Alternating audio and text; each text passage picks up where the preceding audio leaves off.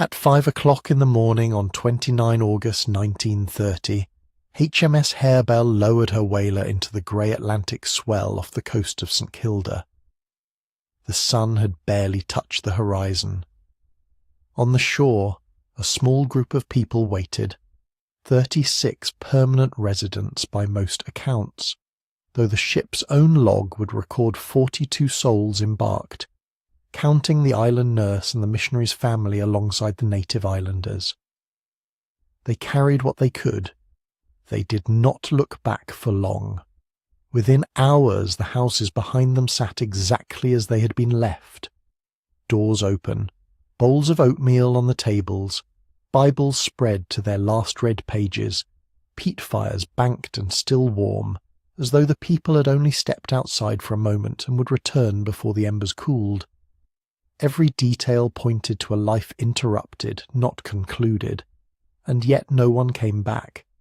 That image, warm fires, open books, abandoned meals, is the one that has haunted St Kilda ever since. It feels less like a departure and more like a disappearance. A civilization that had persisted on these islands for 4,000 years was suddenly, silently gone. The headline writes itself, "An entire people vanished overnight. Ships found, people missing. A mystery wrapped in the cold Atlantic fog." But the mystery, if you press it, does not hold its shape easily. One open Bible in one stone cottage can be explained a dozen ways.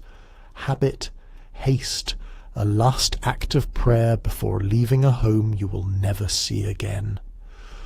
42 people crossing that same threshold, each one leaving a bowl half full, each fire still breathing. That is something else. That is the residue of a whole way of life, suspended in a single morning. And the question it raises is not simply where the people went. The records tell us exactly where they went. Onto HMS Harebell, then across to the passenger liner Princess Louise, then ashore at Lochaline on the Scottish mainland. The question is how it came to this at all.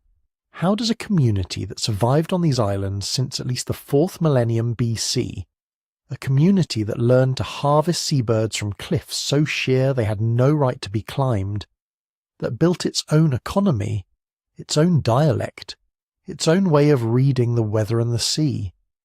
How does that community reach a morning in August 1930 and simply cease to exist as a living society? The evacuation was not a sudden event. It was the last step in a long unraveling. The petition that brought HMS Harebell to that shore had been signed on 10 May 1930. After a winter so brutal it had pushed the remaining islanders past the edge of what was endurable. The population had been sliding for decades, 74 people recorded in the 1911 census, dropping to 71 by 1921, and by 1930 fewer than 40 souls remained, depending on which source you trust and who you count, each number smaller than the last. Each winter harder to survive with fewer hands. The ships in the harbour are not a mystery. The mystery is everything that happened before they arrived, and everything that was lost when they sailed away. Not just the people themselves, but a cultural ecosystem 4 millennia in the making, gone in a single tide. This script will follow that story. Not the myth of a civilization that vanished without explanation, but the real and far more troubling account of how it happened, step by step, decade by decade, pressure by pressure.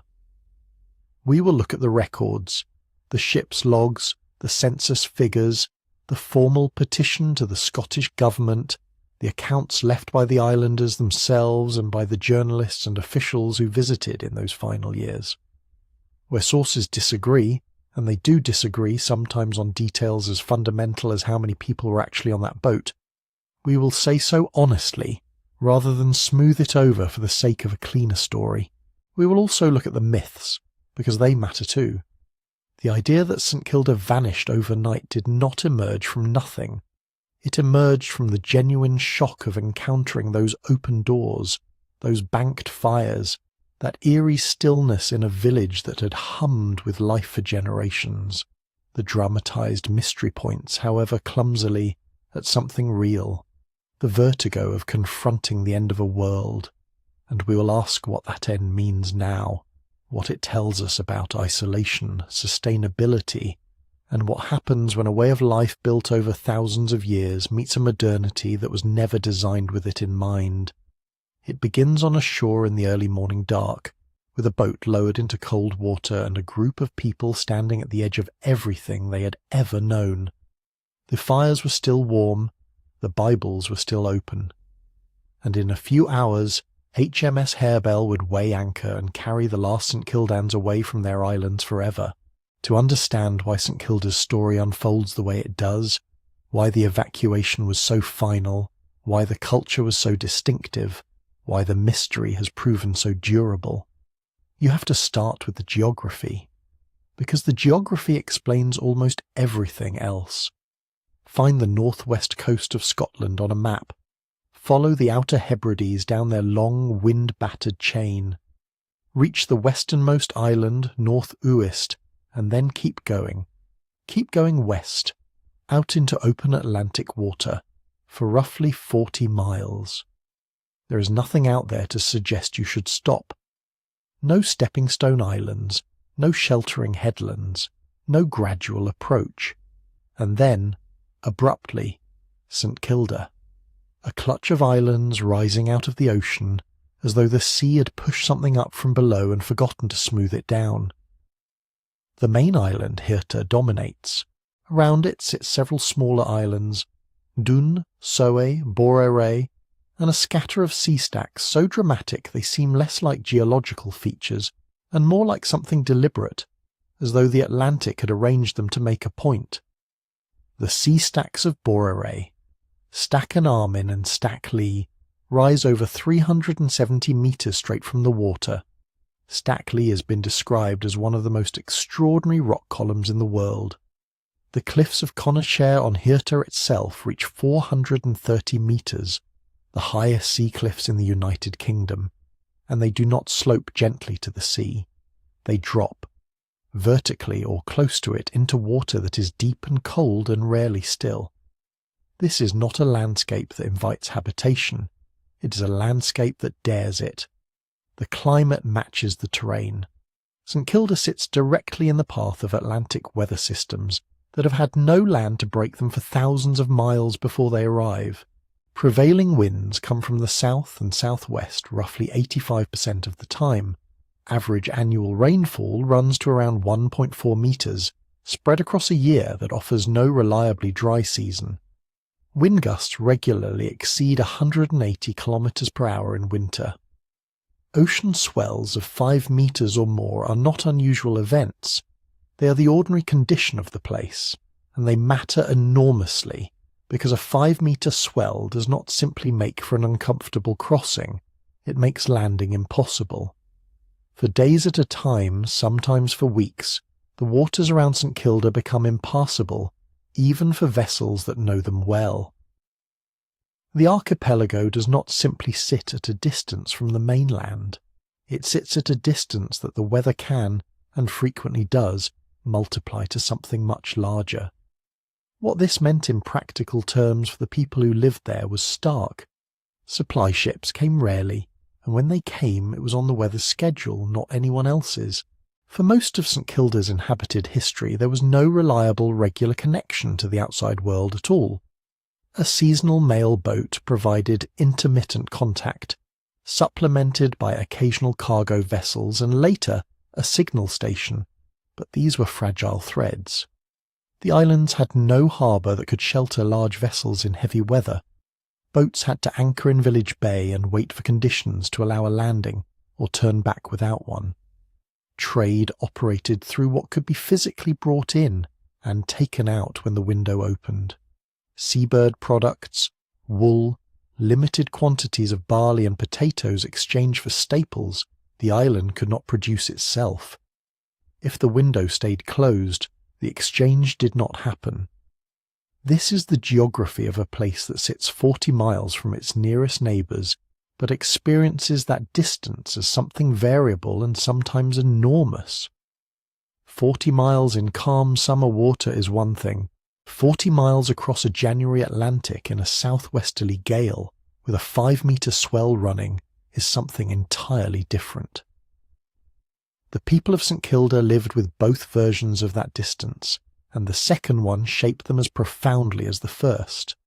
It would be easy, given all of this, to imagine St Kilda before the evacuation as a wild and largely empty place, a dramatic natural landscape dotted with a few desperate human beings clinging on against the elements.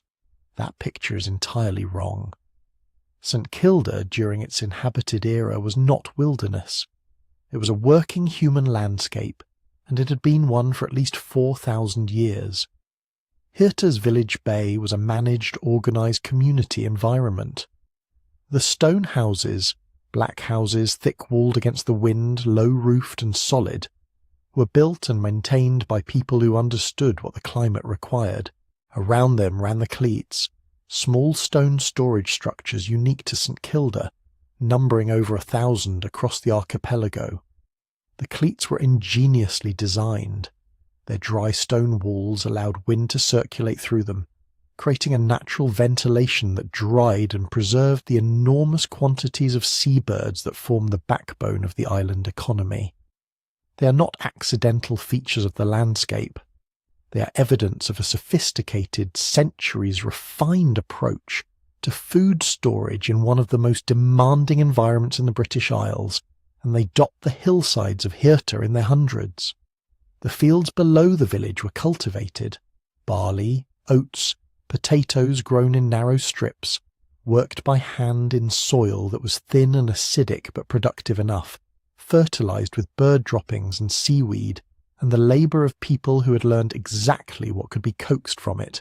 The sheep on the islands, Soy sheep on the island of Soy, dun-face sheep elsewhere, were managed flocks, not feral ones, their wool harvested and their numbers tracked. Every aspect of the landscape bore the mark of long human use. Paths worn into the hillsides, stacks of peat cut and stacked against winter, boats maintained and beached above the tide line. Village Bay was not a campsite. It was a civilization at a small scale, but a civilization nonetheless. That distinction matters because it changes the nature of what was lost in 1930. The evacuation did not empty a wilderness. It emptied a human world that had been built up, adapted and refined over 4 millennia. The open doors and the banked fires were not just touching details. They were the final evidence of a completely articulated way of life, suddenly halted. The same geography that made St Kilda so hard to reach also helped protect the distinctiveness of that life. 40 miles of rough Atlantic water is a powerful preservative. Influences that were gradually transforming mainland Scottish communities, economic shifts, cultural standardizations, the slow homogenizing effect of better roads, better communication, easier travel, arrived on St Kilda slowly, unevenly, and often incompletely. The island community developed and maintained features that had long disappeared elsewhere, a Gaelic dialect with characteristics not found anywhere else, communal decision-making structures organised through a daily gathering sometimes called the St Kilda Parliament, and most distinctively, the astonishing tradition of cliff fowling that allowed the islanders to harvest seabirds from vertical rock faces that would defeat most modern climbers, using techniques passed down through generations and refined over centuries. Isolation, in other words, was the condition of St Kilda's cultural originality. The distance that made the islands hard to supply was the same distance that gave them the space to develop something genuinely unlike anything else. But that originality came at a cost, and the cost was fragility.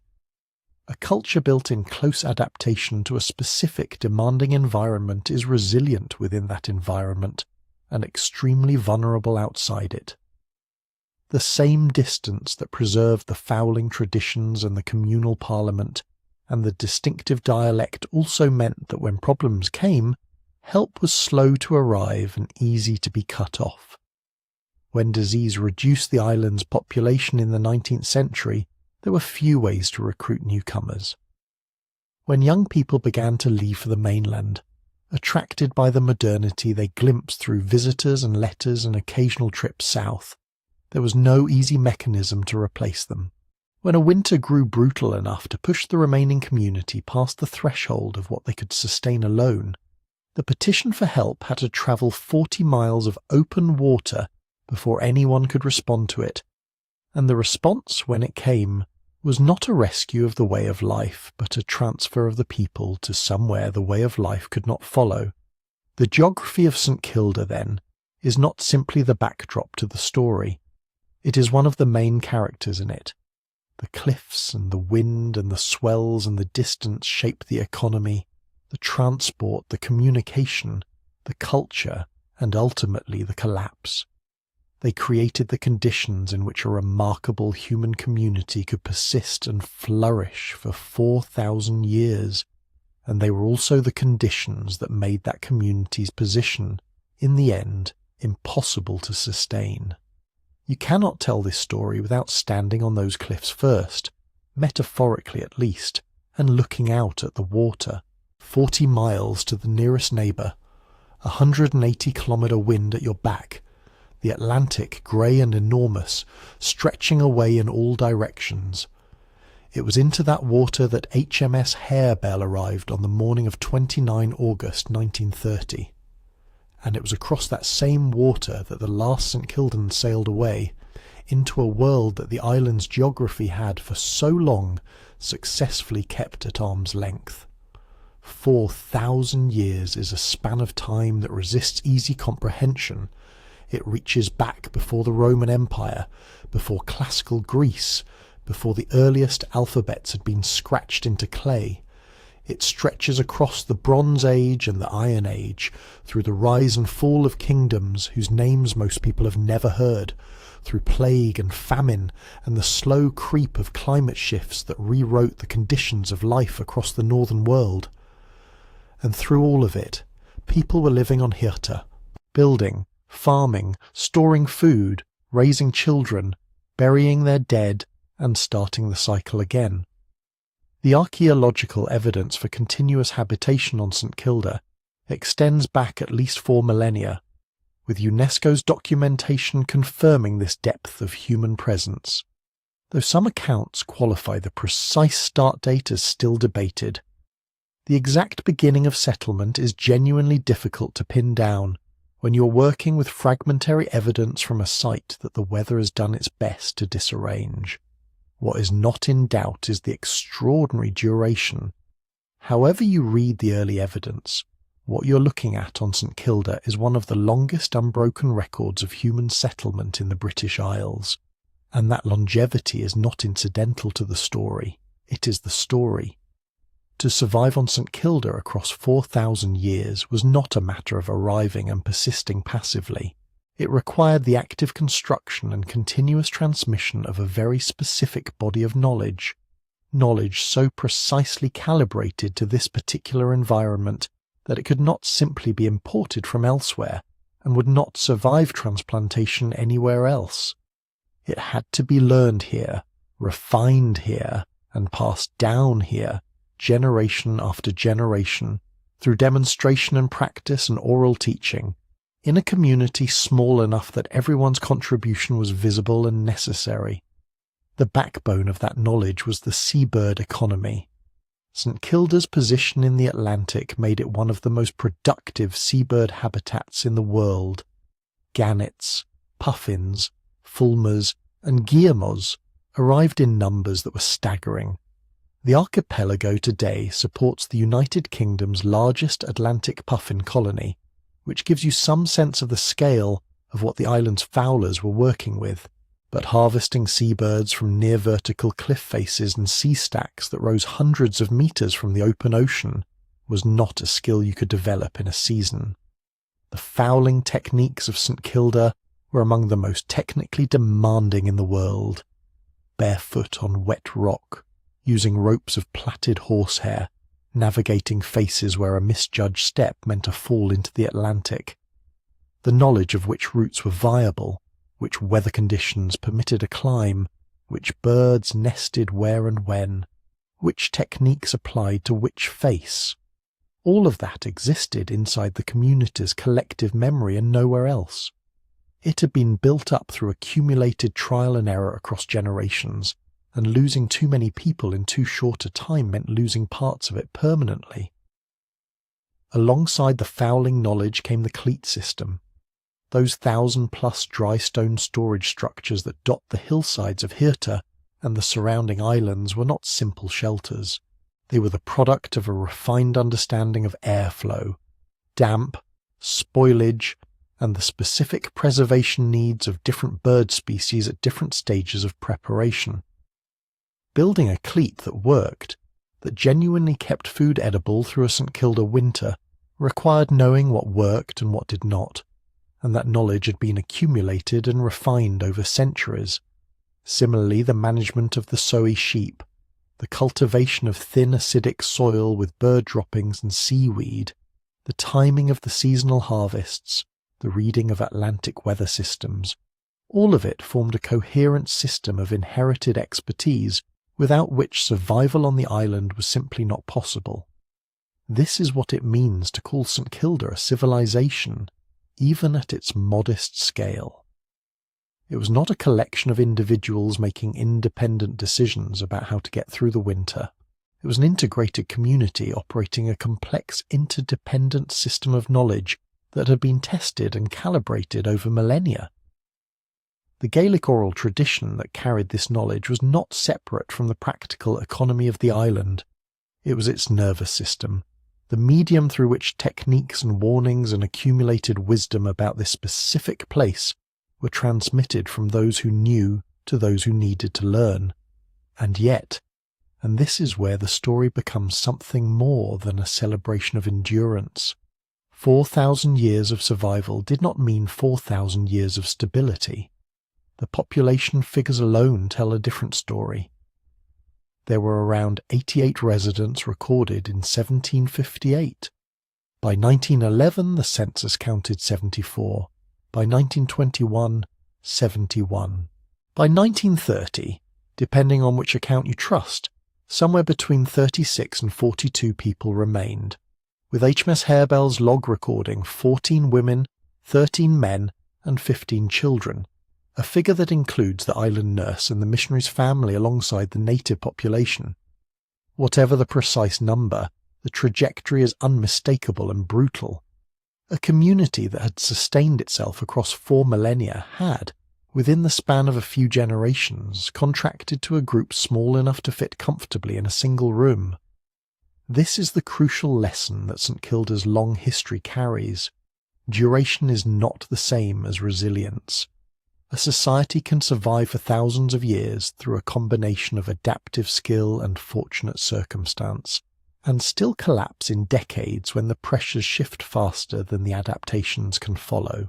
The knowledge systems that sustained St Kilda across 4,000 years were precisely calibrated to the specific conditions of St Kilda. They were not general-purpose survival tools that could flex to meet radically altered circumstances. When disease eroded the population in the 19th century, when young people began leaving for the mainland, when the balance of knowledge holders to knowledge learners tipped past a recoverable point, the system did not adapt. It contracted, and a system that is contracting loses the very thing, a complete functioning community of sufficient size that made it work in the first place. The evacuation on 29 August of 1930, when HMS Harebell's whaler pulled alongside Hirta at 5 in the morning, and the remaining islanders came aboard, was not an isolated incident. It was not a sudden catastrophe that struck without warning from an otherwise healthy community. It was the end point of a very long historical arc, one that stretched back 4,000 years in one direction, and in the other, through decades of demographic decline, disease, crop failure, and the deepening impossibility of sustaining a complete working community, in a place that demanded completeness as the price of survival. That arc ending in a single morning in 1930 is what gives the story its particular quality, not the theatrical mystery of a civilization that vanished overnight, which is a dramatic simplification, but something more sobering and more real. The story of an extraordinary human achievement, 4 millennia long, that the modern world could not accommodate, and that could not accommodate the modern world. The ships that took the St Kildans away were not arriving at the scene of an unexplained disappearance. They were arriving at the conclusion of one of the longest experiments in human habitation the British Isles has ever seen. To understand why the contraction of St Kilda's population was so catastrophic, you need to understand what the island's economy actually required of the people who operated it. This was not subsistence living in any loose sense of the phrase. It was a precisely engineered system, and every component depended on every other component functioning at the same time. The foundation of that system was the seabird harvest, and the scale of it was extraordinary. Gannets, fulmars and puffins arrived on St Kilda's cliffs and sea stacks in numbers that are difficult to picture, the kind of numbers that turn a sky dark and fill the air with noise for months at a time. The islanders had learned, over generations too numerous to count, how to convert that seasonal abundance into year-round nutrition.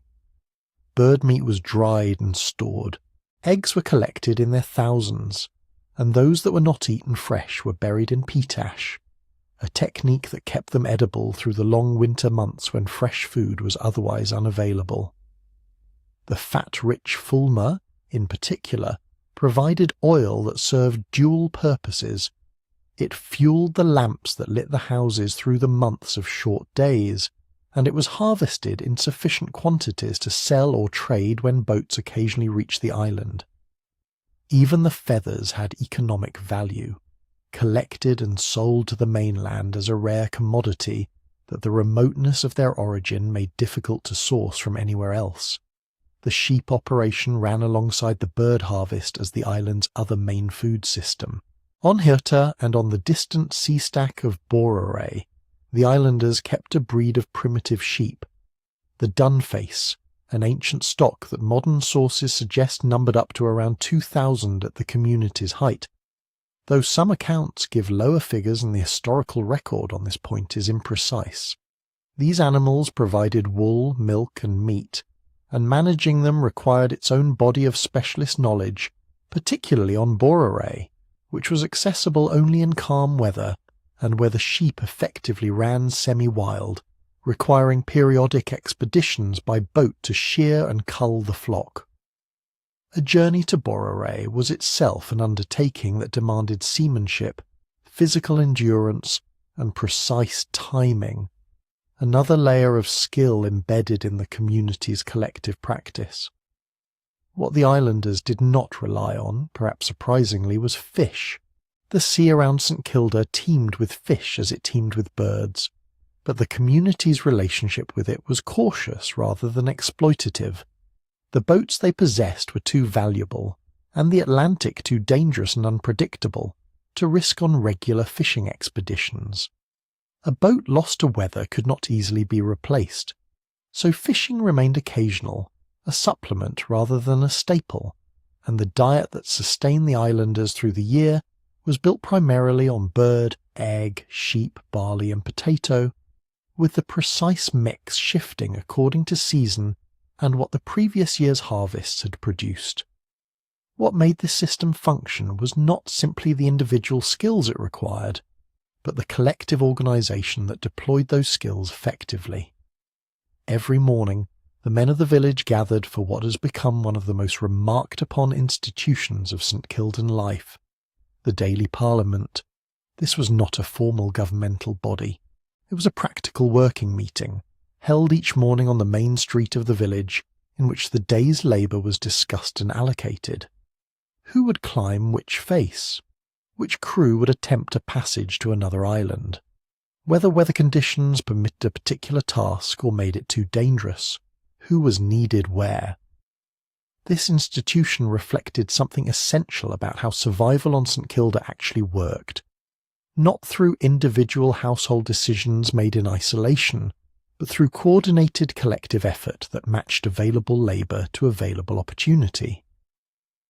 That coordination extended to the storage infrastructure that made the island viable across winter, scattered across the hillsides of Hirta, and on the other islands too, stood more than 1,000 kleitian, the dry stone storage structures that the previous section touched on in the context of inherited knowledge. These were not simple sheds. They were precisely constructed to allow airflow while excluding rain, keeping their contents dry in one of the wettest environments in Britain. Inside them went dried birds, stored eggs, peat cut and dried during the warmer months, wool awaiting processing, and whatever else the household or the community needed to preserve through periods when replenishment was impossible. The kleitian were the island's pantry and its buffer against catastrophe, the physical embodiment of the principle that survival here depended on planning far enough ahead that a bad week, or a bad month, or a bad winter would not be immediately fatal. The houses themselves told the same story. The thick-walled black houses that the community inhabited, most of them rebuilt or substantially modified around 1834, were not comfortable by mainland standards, but they were extraordinarily well adapted to what the island demanded. Stone walls of great thickness held heat. Central peat fires never went entirely cold. In winter, cattle shared the interior space at one end, a practical arrangement that contributed body heat and that the islanders managed through seasonal redistribution of straw and floor covering. Every household kept certain routines that extended beyond mere practicality. A Bible open on the table, a small bowl of oats set out before bed, a peat fire banked for the night. These habits carried both the practical logic of readiness and the deeper logic of community, visible signals of a shared faith and a shared way of ordering daily life that tied households together into something coherent. And that coherence was ultimately the most important thing the community produced. Because the economy of St Kilda could only function within very narrow ecological limits. It required seabird colonies of sufficient size and accessibility. It required enough sheep to sustain a flock through the years when individual animals were lost.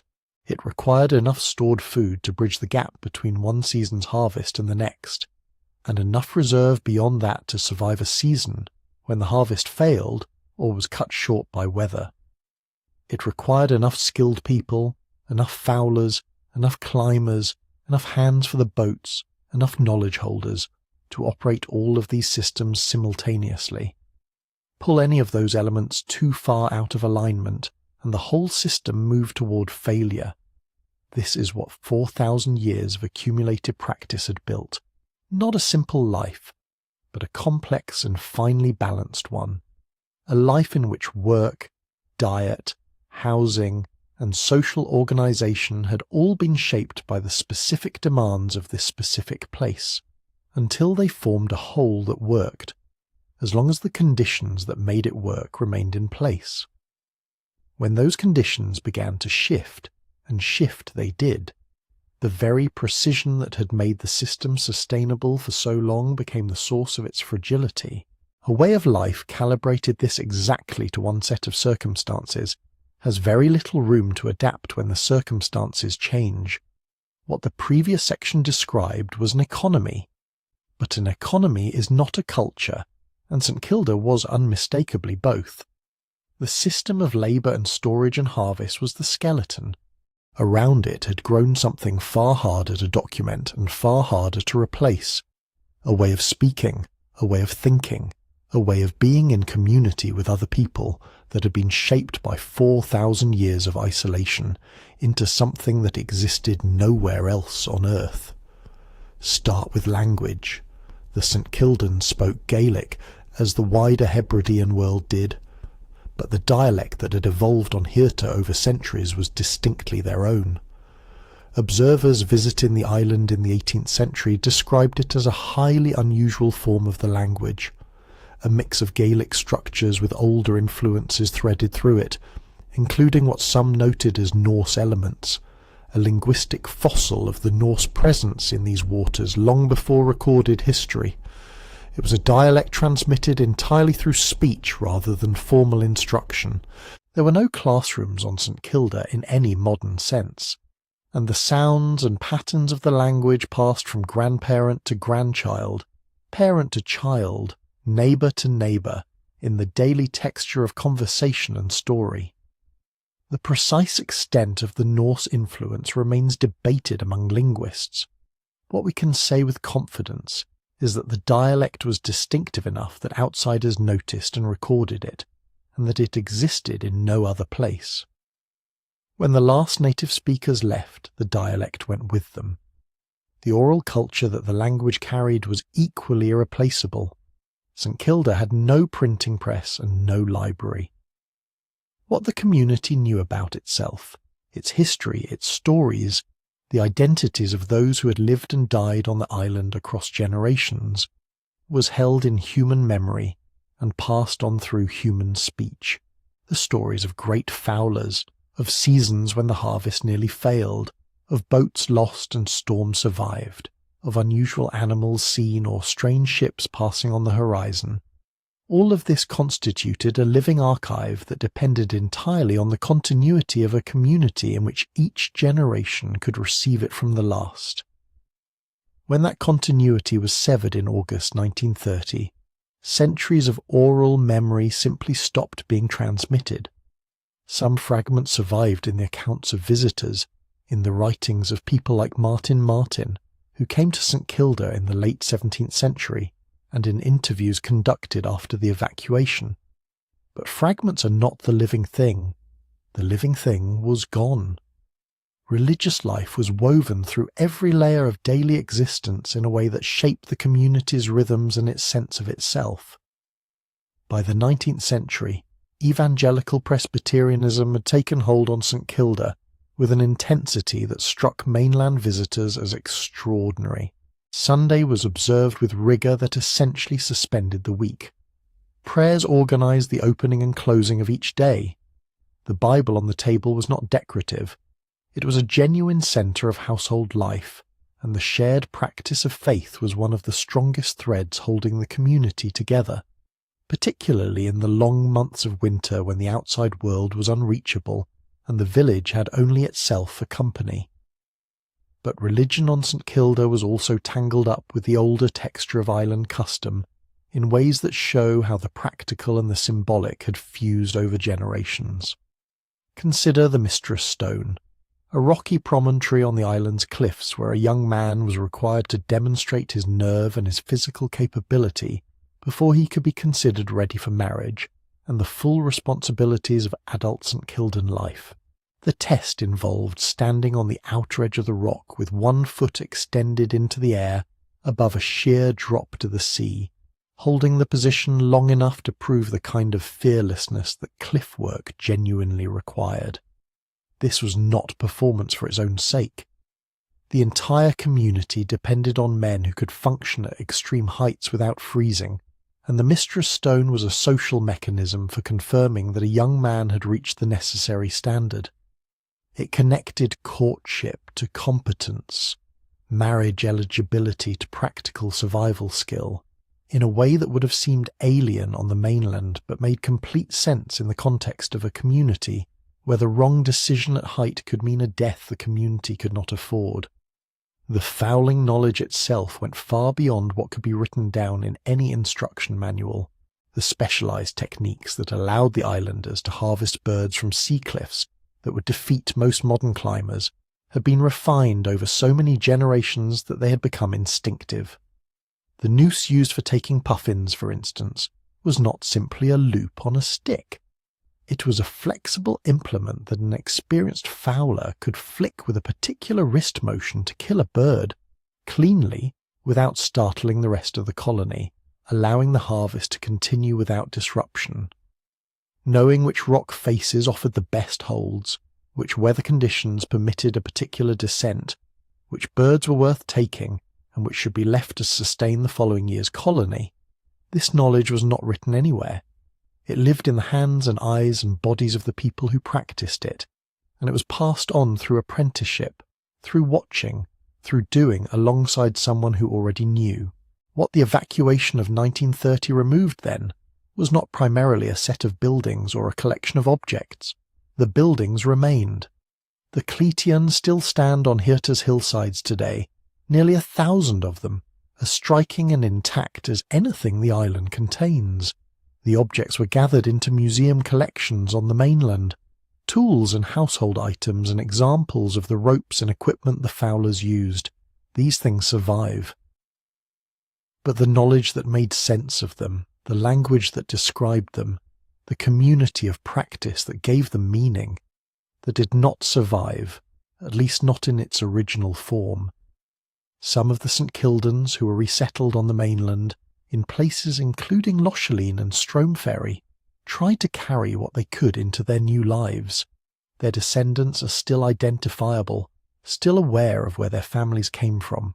The last person born on St Kilda who lived into recent memory was Rachel Johnson, who died in 2016, and whose passing marked the closing of another chapter in the living connection between the island and the people it had shaped.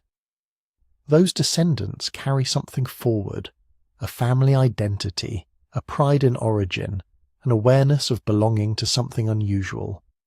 But the community that produced them is not replicable, and no amount of heritage designation, however meaningful in its own right, can restore what was lost when the last boat left. St Kilda was inscribed as a UNESCO World Heritage Site in 1986, with later extensions in 2004 and 2005 recognising both its natural and its cultural significance. That recognition matters. It ensures the physical landscape is protected, studied, and made available to visitors who want to understand what once existed there. But the designation itself is a kind of acknowledgement of loss, a formal statement that something of extraordinary value is now preserved in the only way remaining, as an absence that we name and mark rather than as a living thing that continues. What we have been describing, the language, the knowledge, the culture, the identity, didn't vanish suddenly. The headline framing of St Kilda, the one that draws people in and generates the sense of mystery that still surrounds the island, suggests a civilization that was there one day and gone the next. The reality was far more gradual, far more painful, and in some ways far more instructive than any overnight disappearance could be. The end of St Kilda was not an event. It was a process, and it had been underway for generations before that August morning in 1930. The numbers tell part of the story, though they need to be read carefully because they do not always agree. The 1911 census recorded 74 people living on Hirta. By the time the 1921 census was taken, that figure had dropped to 71, or possibly 73, depending on which record you consult. The sources differ slightly, and it is worth being honest about that uncertainty rather than presenting a single clean number as settled fact. What is not in dispute is the direction. The community was contracting, and had been contracting for some time. The roots of that contraction go back further than the 20th century. In 1851, 36 islanders left St Kilda aboard a ship called the Priscilla, bound for Australia in search of a better life. 36 people in a community that had perhaps 100 members at the time represented a catastrophic loss of working-age adults, and historians of the island have noted that the community never fully recovered from that single emigration event. The resilience that comes from having enough people, enough hands for the harvest, enough young men for the cliff work, enough women for the weaving and the processing, enough children to ensure the next generation, was permanently weakened. Every subsequent loss landed on a community that had already been diminished. After the First World War, the pace of decline accelerated sharply. Young men who had left to serve and had seen something of the wider world were less willing to return to the hardships of island life, or found that having been away, they could not easily resettle into what the island required of them. The population, which stood somewhere around 73 in 1920, fell to approximately 37 by 1928. That is a drop of almost half in less than a decade, not through catastrophe, but through the quiet accumulation of individual decisions to leave. Each departure made the next departure more likely, because a smaller community is a more fragile one, and a more fragile community gives those who remain stronger reasons to go. This is the mechanism that demographers sometimes call a viability threshold. Communities do not simply decline proportionally as their numbers fall. They decline exponentially, because below a certain size, losses that a larger group could absorb become existential. On St Kilda, that threshold was crossed sometime in the 1920s, and once crossed, it was almost impossible to reverse. If 4 men die of influenza, as happened in 1926, a community of 200 loses 4 workers. A community of 40 loses something closer to a functional capacity to manage the most demanding physical labour the island required. If a young woman of childbearing age emigrates, a community of 200 absorbs the demographic loss quietly. A community of 40 feels it acutely, in the number of births the following decade will produce, and in the number of working adults the decade after that will contain. The loss is compounded in exactly this way throughout the late 1920s. By the time 1930 arrived, the community that remained was, by most accounts, somewhere around 36 native islanders, though the ship's log for the evacuation vessel HMS Harebell recorded 42 people in total, 14 women, 13 men and 15 children, a figure that likely includes the island's nurse and the missionary's family alongside the native St Kildans. Both numbers appear in the historical record, and both are probably accurate in their own terms, reflecting different definitions of who counted as a permanent resident of the island. What they agree on is that the number was desperately small, a number that could not sustain the economy, could not manage the physical demands of the fowling seasons, could not provide enough births to replace those who died or left, and could not support the kind of social density that community life requires. Isolation, which had been the condition of St Kildan existence for 4,000 years, had once been manageable because there were enough people to make it work. The community had functioned as a largely self-sufficient unit, generating within itself the labour, the knowledge, the social structures, and the mutual support that living in such a remote place demanded. But isolation is only manageable at scale. When the scale contracts below a certain point, the same distance from the mainland that was once simply the background condition of life becomes something far more threatening. A young woman named Mary Gillies fell seriously ill in the winter of 1929. The islanders suspected appendicitis, and they were right. On the mainland, appendicitis was by then a treatable condition. On St Kilda, with no medical facility and no reliable way to get a patient to one in time, it was a death sentence, and Mary Gillies died.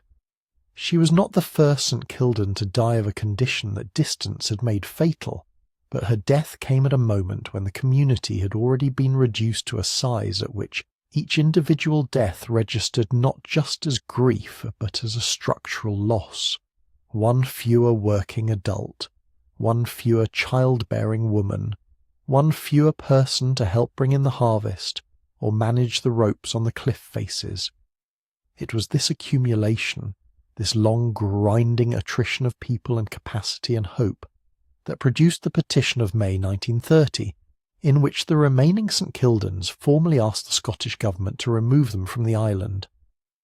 The petition was not a sudden decision. It was the conclusion of a process that had been building for 80 years or more, ever since that first mass departure on the Priscilla in 1851 had removed the margin of resilience that the community needed to survive the losses that would follow. What makes St Kilda's story so important and so worth understanding clearly rather than dramatising is precisely this. The island did not vanish overnight. It was hollowed out slowly, one departure at a time, one death at a time, one missed birth at a time, until what remained was too small to continue. By the time the ships arrived in the summer of 1930, the question was not whether the community would end. That had already been answered. The only question left was how the ending would be managed. The petition of May 1930 did not emerge from a single moment of despair. But if you're looking for the season that finally broke what little remained of the community's capacity to endure, you find it in the winter of 1929 into 1930. A winter so severe, so unrelenting in what it denied the islanders, that it transformed the question of leaving from something discussed into something acted upon. The nurse stationed on the island kept records. Her testimony, preserved in the archives of the National Records of Scotland, is quietly devastating in the way that straightforward descriptions of suffering often are. She wrote that she had eaten fresh meat only once that year. There had been no butter for weeks, no potatoes. She could not even make scones with any regularity. There was no milk. Read those words not as the complaint of someone expecting comfort, but as the observation of a trained medical professional watching a community that had survived 4,000 years on one of the most remote archipelagos in the North Atlantic, now struggling to sustain basic nutrition through a single season. That is the measure of how far things had fallen. The mechanism behind the shortage was straightforward, even if its consequences were anything but. St Kilda's geography, which had always been both its protection and its prison, made it entirely dependent on weather windows for resupply. Mail boats and supply vessels could reach the island only when the sea permitted, and in the winter of 1929 the sea did not permit often enough. Continuous bad weather closed the windows that the islanders had always relied upon to bridge the gap between what the island could produce and what it could not. The traditional stores, barley, oats, dried and salted seabird provisions accumulated through the summer and autumn harvesting seasons, were not sufficient to carry the community through a winter of that length and severity. What had always been a narrow margin became no margin at all, and the traditional ways of restocking those provisions had themselves been compromised before the winter even began. The fouling economy that had sustained St Kilda for generations, the extraordinary expertise with which the islanders harvested gannets, fulmars and puffins from the cliff faces, required enough men to make it work safely. By 1929, that was no longer the situation. The emigrations of the 1920s had taken working-age men away from the island in numbers the community could not afford to lose. Sheep farming, which had supported around 1,500 animals on the island, similarly demanded a workforce that was no longer there in sufficient numbers. The knowledge survived, in the heads and hands of those who remained, but knowledge without the labour to apply it is not enough to fill a winter store. What the winter of 1929 did then was not create a crisis from nothing.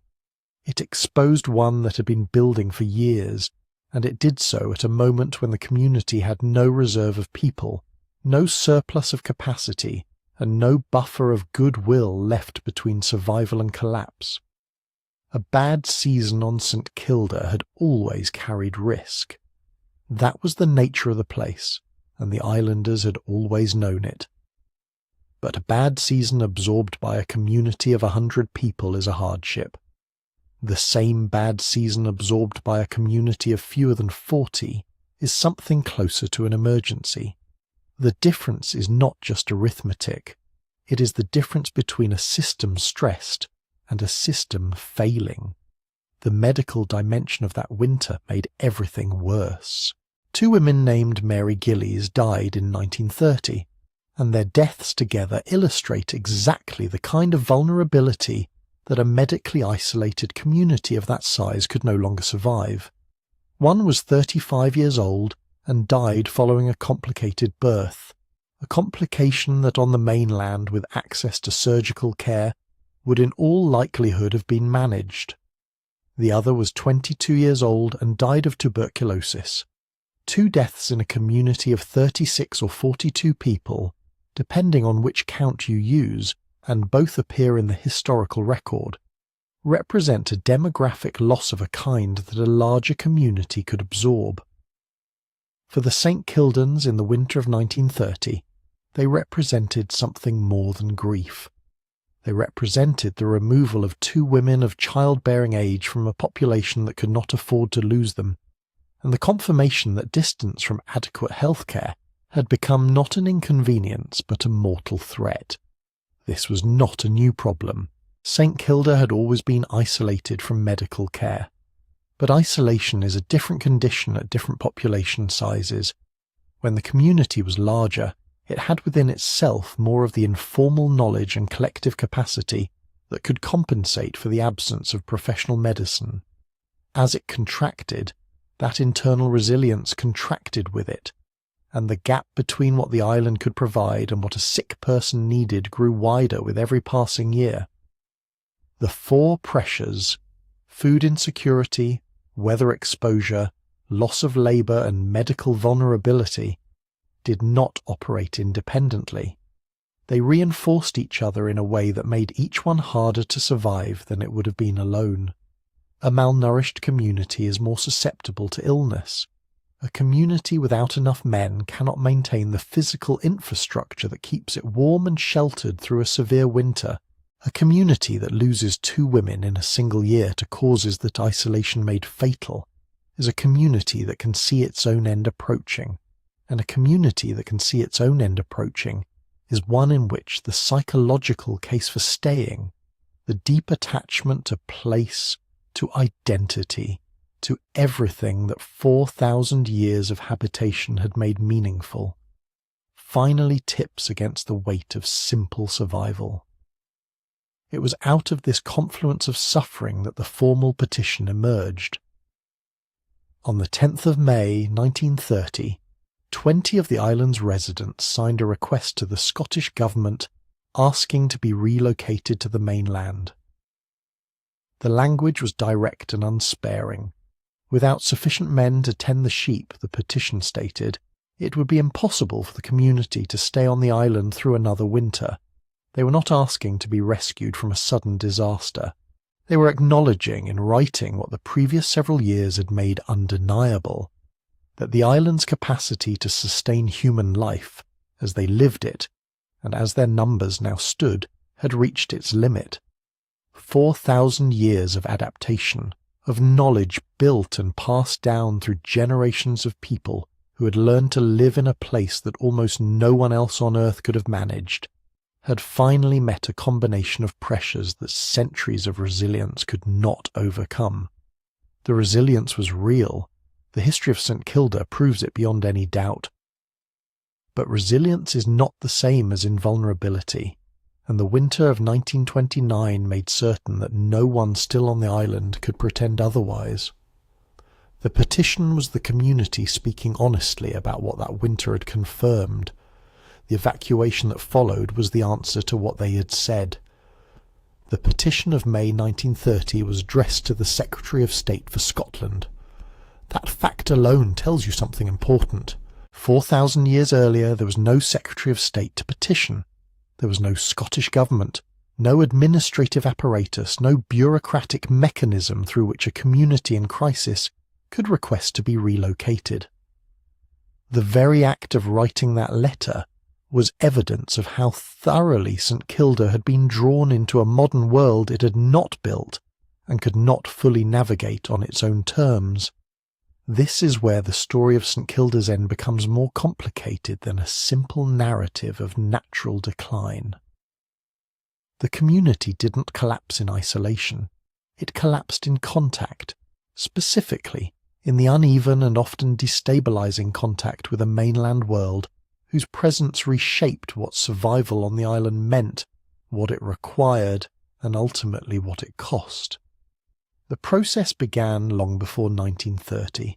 The island's first organised link to the outside world through a mail system arrived in 1877, when a journalist named John Sands encouraged the islanders to launch what became known as the mail boat, a small wooden vessel weighted with a sheep's bladder for buoyancy, set adrift to carry messages to the mainland. It was a precarious technology, but it worked often enough to establish something new, a regular expectation of contact. When a severe storm in 1885 destroyed the island's food stores, the islanders launched 5 mail boats in quick succession asking for help. The response from the mainland raised £110 and secured a chartered supply vessel. The pattern that established itself in that crisis was one that would define St Kilda's remaining decades. The island could ask for help, the mainland might respond, and the community's survival increasingly depended on whether it did. What changed with the arrival of regular tourist steamers and visiting missionaries and nurses and journalists was not just the physical supply of goods. It was the frame of reference through which the islanders understood their own lives. Visitors arrived from a world where illness could be treated, where food could be purchased, where a difficult winter did not necessarily mean hunger. They brought with them, sometimes deliberately and sometimes simply by being present, a sense of comparison. The islanders began to understand their own hardships, not just as the nature of things, as their ancestors had always understood them, but as hardships, conditions that could be otherwise and in that other world across the water often were. That shift in perception was not a failure of gratitude or a loss of cultural pride. It was a rational response to new information, but it had a profound effect on the community's relationship with the island itself. Ways of living that had been sustainable when they were the only ways imaginable became harder to justify when the alternatives were visible. The younger generations in particular began to leave, and their leaving was not just the loss of individuals, it was the erosion of the social and economic infrastructure, the shared labour, the collective knowledge, the critical mass of working people that made the traditional economy function. By the 1920s, the community had become dependent on irregular ship deliveries for goods that previous generations had either produced themselves or done without. Food, medicine, tools, building materials, the supply of each one now flowed through a chain of mainland decisions, weather windows and administrative priorities over which the islanders had no control. The census figures trace the consequence in stark numbers. 74 residents in 1911, 71 by 1921, and no more than 36 to 42 by 1930, depending on whether you count from the official histories or from the logbook of HMS Harebell, which records 14 women, 13 men, and 15 children boarding on the morning of the evacuation. The precise figure remains uncertain. What is not uncertain is the direction of travel. The modernity that reached St Kilda did not arrive with a plan. It arrived unevenly, offering relief in moments of crisis, while simultaneously undermining the conditions that had made the community self-sustaining. A nurse stationed on the island could save lives that the old ways could not, but the presence of a nurse provided by outside institutions also meant that the island's own internal capacity for medical knowledge atrophied. Aid came when ships could reach the island, but the expectation of aid made it harder to maintain the stores and practices that had once made the community independent. Each intervention, however well-intentioned, tightened the dependency. This is the paradox at the heart of St Kilda's end. Modernity did not destroy the community through indifference. It contributed to the community's decline in part through its attention. By making itself visible and occasionally accessible, the mainland world raised the threshold of what the islanders could accept as a livable life, while the structural conditions of the island, its geography, its shrinking labour force, its dependence on good weather for resupply, remained as demanding as they had always been. The gap between expectation and reality is precisely where communities stopped being able to hold together. What followed was not, then, simply an inevitable outcome of natural pressures. It was the outcome of a community caught between two systems, one ancient and finely adapted to a specific place and a specific way of living, the other modern and expansive and entirely indifferent to the particular knowledge that 4,000 years on St Kilda had produced. The evacuation of August 1930 was not a rescue from outside the bounds of the modern state. It was an act of the modern state, organised through official correspondence executed by a Royal Navy vessel, HMS Harebell, and coordinated with civilian shipping including the Donara Castle, which had already carried the island's livestock and possessions away on the 28th of August, and the Princess Louise, which met the evacuees the following day in the Sound of Mull to carry many of them on to the mainland.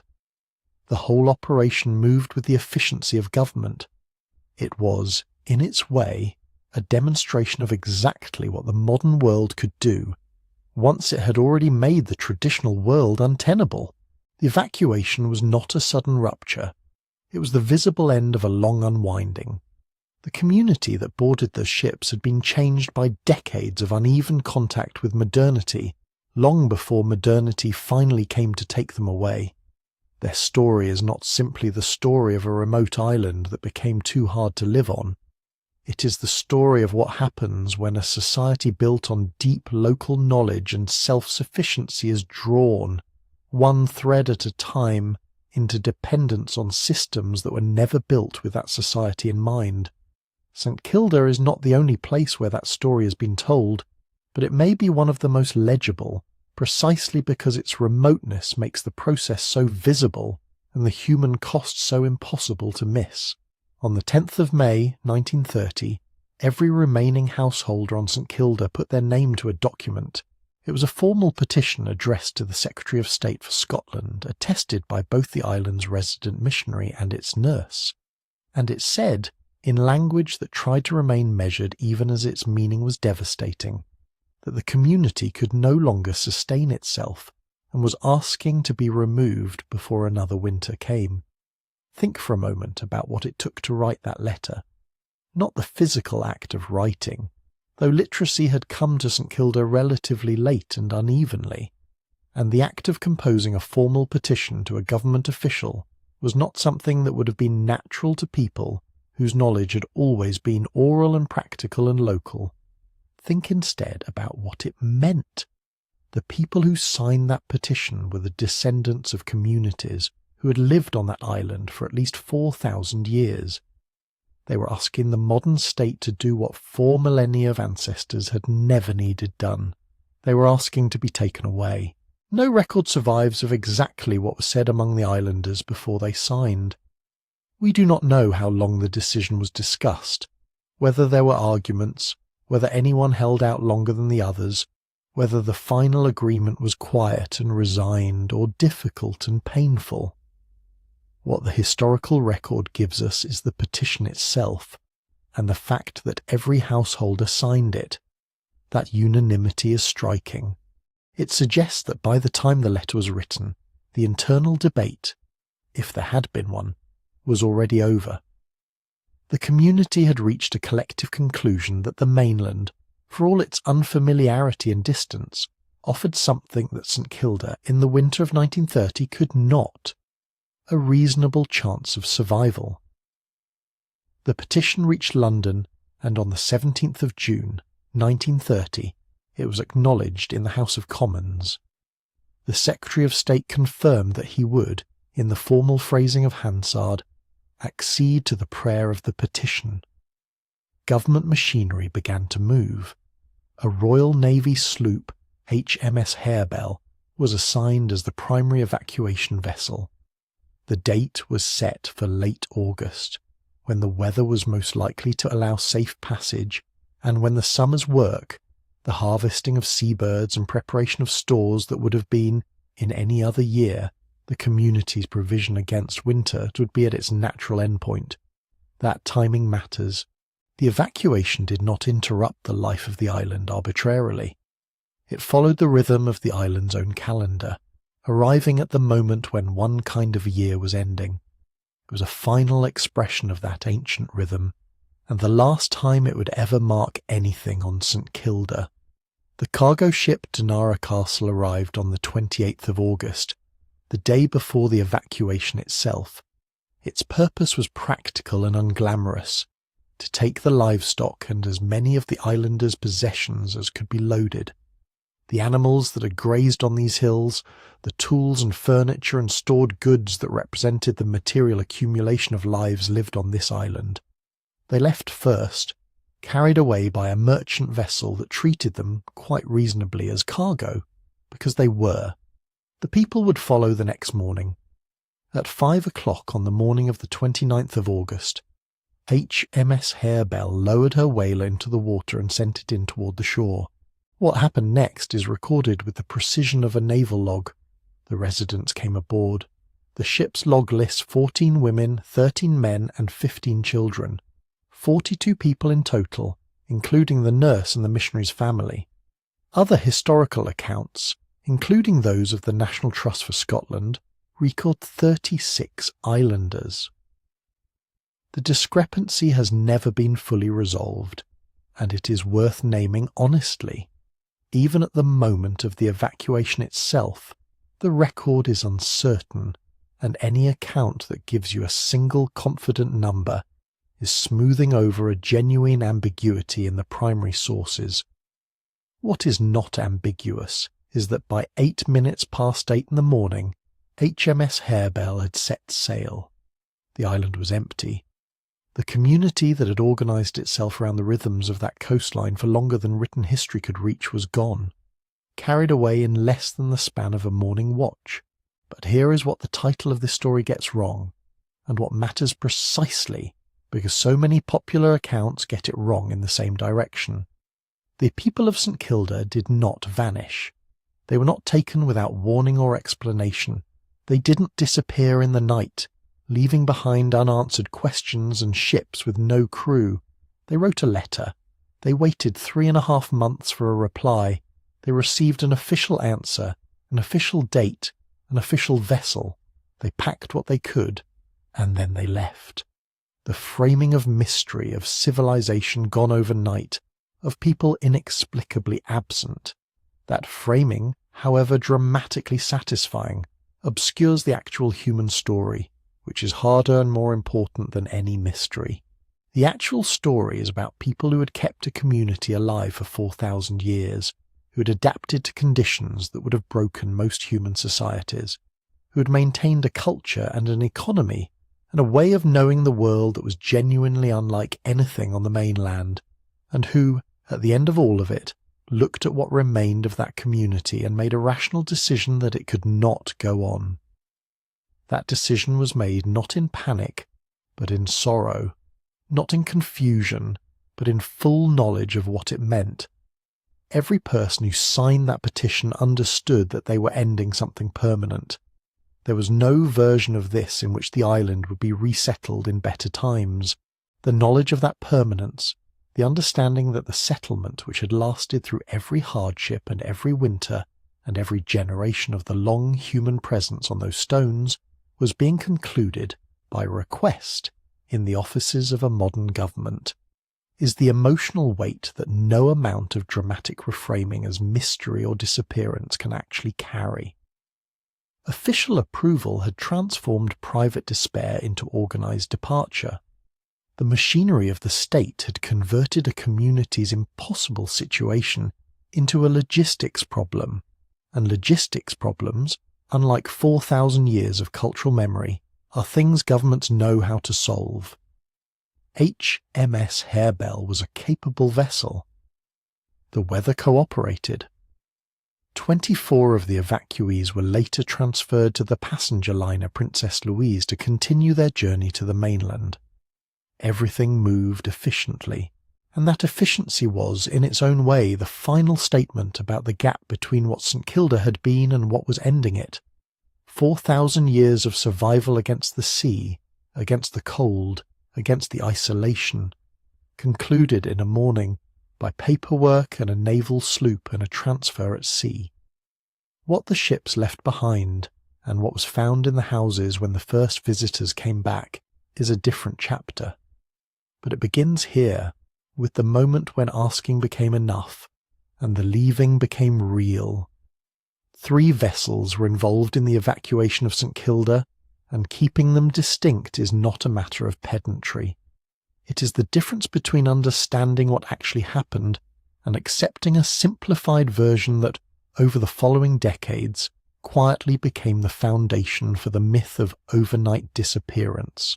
The previous section introduced all 3 ships in passing, but they deserve careful attention here, because the confusion between them is one of the main reasons the St Kilda story accumulated its air of inexplicable mystery.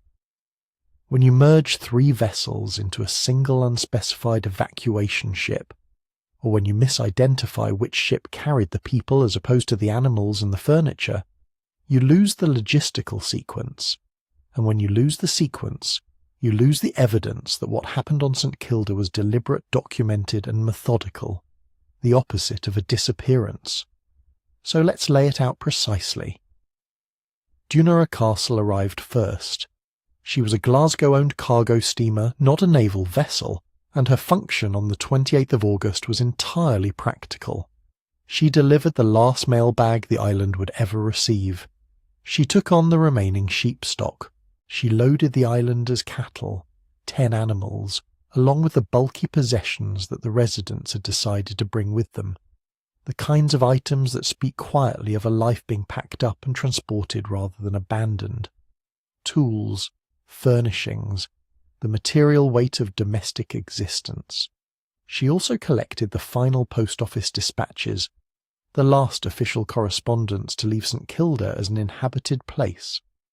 When Dunara Castle put out from Village Bay on the evening before the evacuation, she carried with her the livestock and the livelihood and the accumulated physical goods of the community. She did not carry the people. That distinction matters. The possessions left first. The animals left first.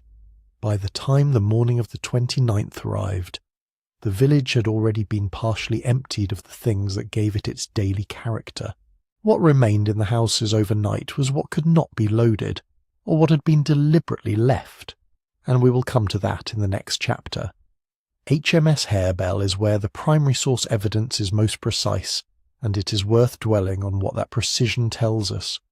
Harebell was an Admiralty sloop, a Royal Navy vessel, and her log is the kind of document that records time and action in the clipped, unambiguous language of naval procedure.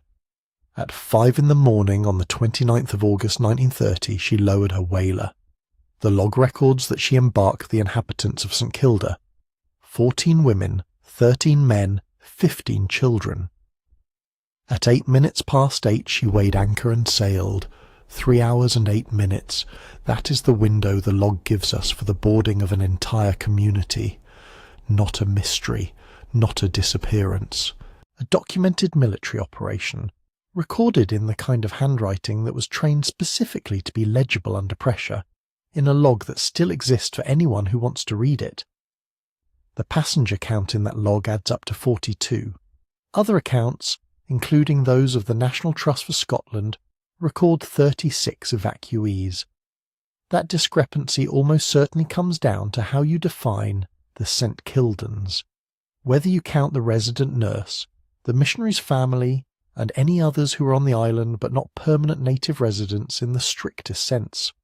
Neither number is wrong exactly, but neither is the whole picture either, and it is worth being honest that even the most fundamental fact of the evacuation, how many people left, is not settled cleanly in the surviving record. Anyone who tells you the number with absolute confidence is choosing one source over another without acknowledging the choice. What Harebell did not do was take everyone to the mainland in a single direct voyage. At the sound of Mull she anchored, and 24 of the evacuees were transferred to the passenger liner Princess Louise for onward travel to Lochaline. This is the third vessel, and this is where later retellings most commonly go wrong. Princess Louise features in the story because she is the ship that brought a significant portion of the St Kildans to their mainland disembarkation point. She was a passenger liner, designed for comfortable travel in a way that a naval sloop was not. But she did not go to St Kilda. She did not arrive in Village Bay. She received people at a transfer point in the Sound of Mull, and she carried them the rest of the way.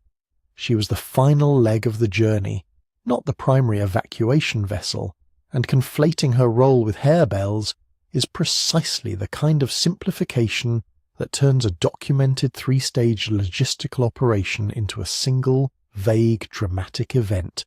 Why does this conflation persist? Partly because secondary accounts copy each other rather than returning to the primary sources. Partly because Princess Louise is frankly a more romantic name for a story than HMS Harebell. Passenger liners suggest arrival, ceremony, the beginning of a new life. A naval sloop suggests something more austere and procedural. And if your goal is to make the evacuation feel more like an event and less like a military administrative exercise, you gravitate toward the liner. But the ship's log does not share that preference. It records Harebell at 5 a.m, the whaler in the water, the inhabitants coming aboard. That is the primary record, and it describes something precise and unemotional and thoroughly documented. This is exactly the kind of gap between record and retelling that keeps the myth of overnight disappearance alive. If you do not separate Dunara Castle's role from Harebell's role from Princess Louise's role, you end up with a single composite evacuation that feels more abrupt and more mysterious than the actual sequence. If you omit the 28th of August entirely, the cargo ship, the livestock, the last mail, then the morning of the 29th looks sudden in a way it simply was not. 3 vessels arriving in sequence, carrying out distinct functions across 2 days.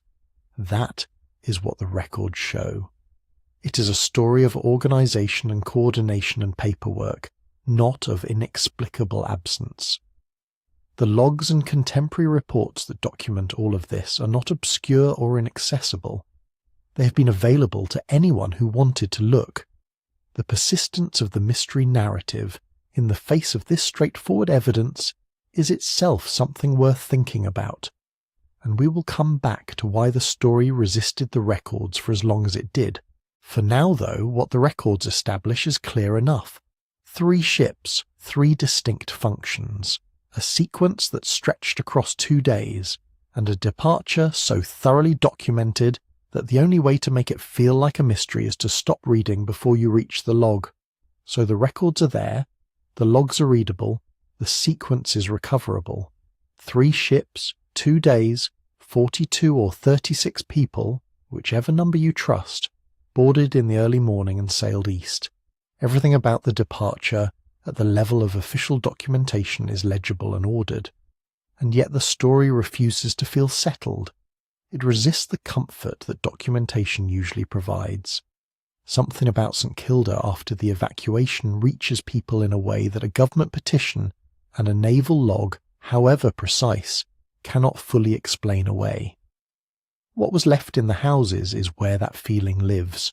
When the last of the St Kildans boarded HMS Harebell's whaler and were taken out to the ship in Village Bay, the cottages of the main street did not look like the aftermath of a planned departure. They looked, to the first people who saw them afterward, like the aftermath of something else entirely. Something with no name, or at least no administrative category. In each house, a bowl of oats sat on the table, not stored away, not wrapped or sealed, but set out, as though someone had eaten from it recently or was about to.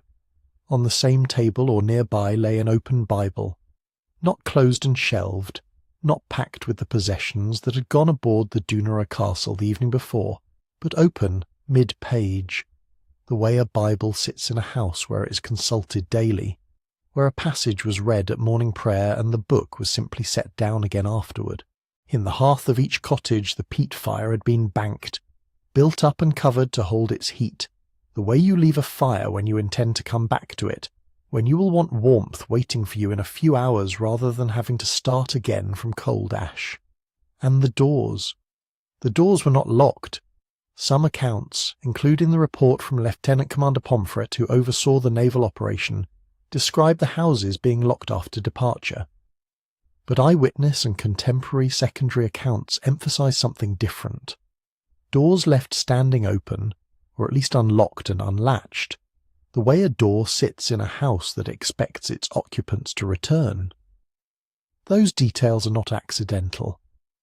They are the residue of a culture that had its own rhythms and its own relationship to home and to the day, and they look the way they do precisely because the departure was orderly.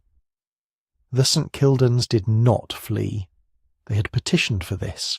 They had spent weeks preparing, loading their animals and heavier possessions onto the Dunara castle, saying their goodbyes to the island in whatever private ways people say goodbye to the only place they have ever known. The meal on the table and the open Bible and the banked fire are not signs of panic. They are, if anything, signs of people who maintain their daily habits right up until the moment they could no longer maintain them, who kept the fire alive because that was what you did, who left the scripture open because that was what you did, who set out the oats because that was the morning, and that was the meal, and no amount of grief at leaving changes what time it is. But here is the thing that the records cannot quite solve.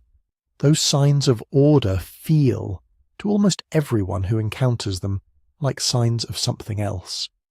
They feel like evidence of disappearance. This is the strange emotional logic that has kept the St Kilda story alive in a way that a straightforward evacuation narrative would not. A clearly abandoned house, windows boarded, furniture removed, shelves emptied, reads as a story that is over. You understand at a glance that someone made a decision and enacted it and left. But a house where the fire is still warm, where the bread is on the table, where the book is open to a page someone was reading, that house reads as a story interrupted. It reads as though the people just stepped out, as though they might come back in an hour, as though something removed them in the middle of their morning without giving them the chance to close things down properly. That impression is false. In the strictest sense, the people did close things down. They made a choice. They signed a petition. They loaded a ship.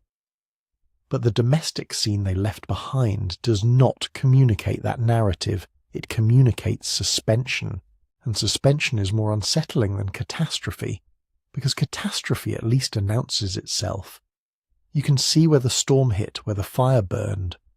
What you cannot see, what the mind struggles to process, is ordinary life simply stopped in the middle of itself with no visible cause.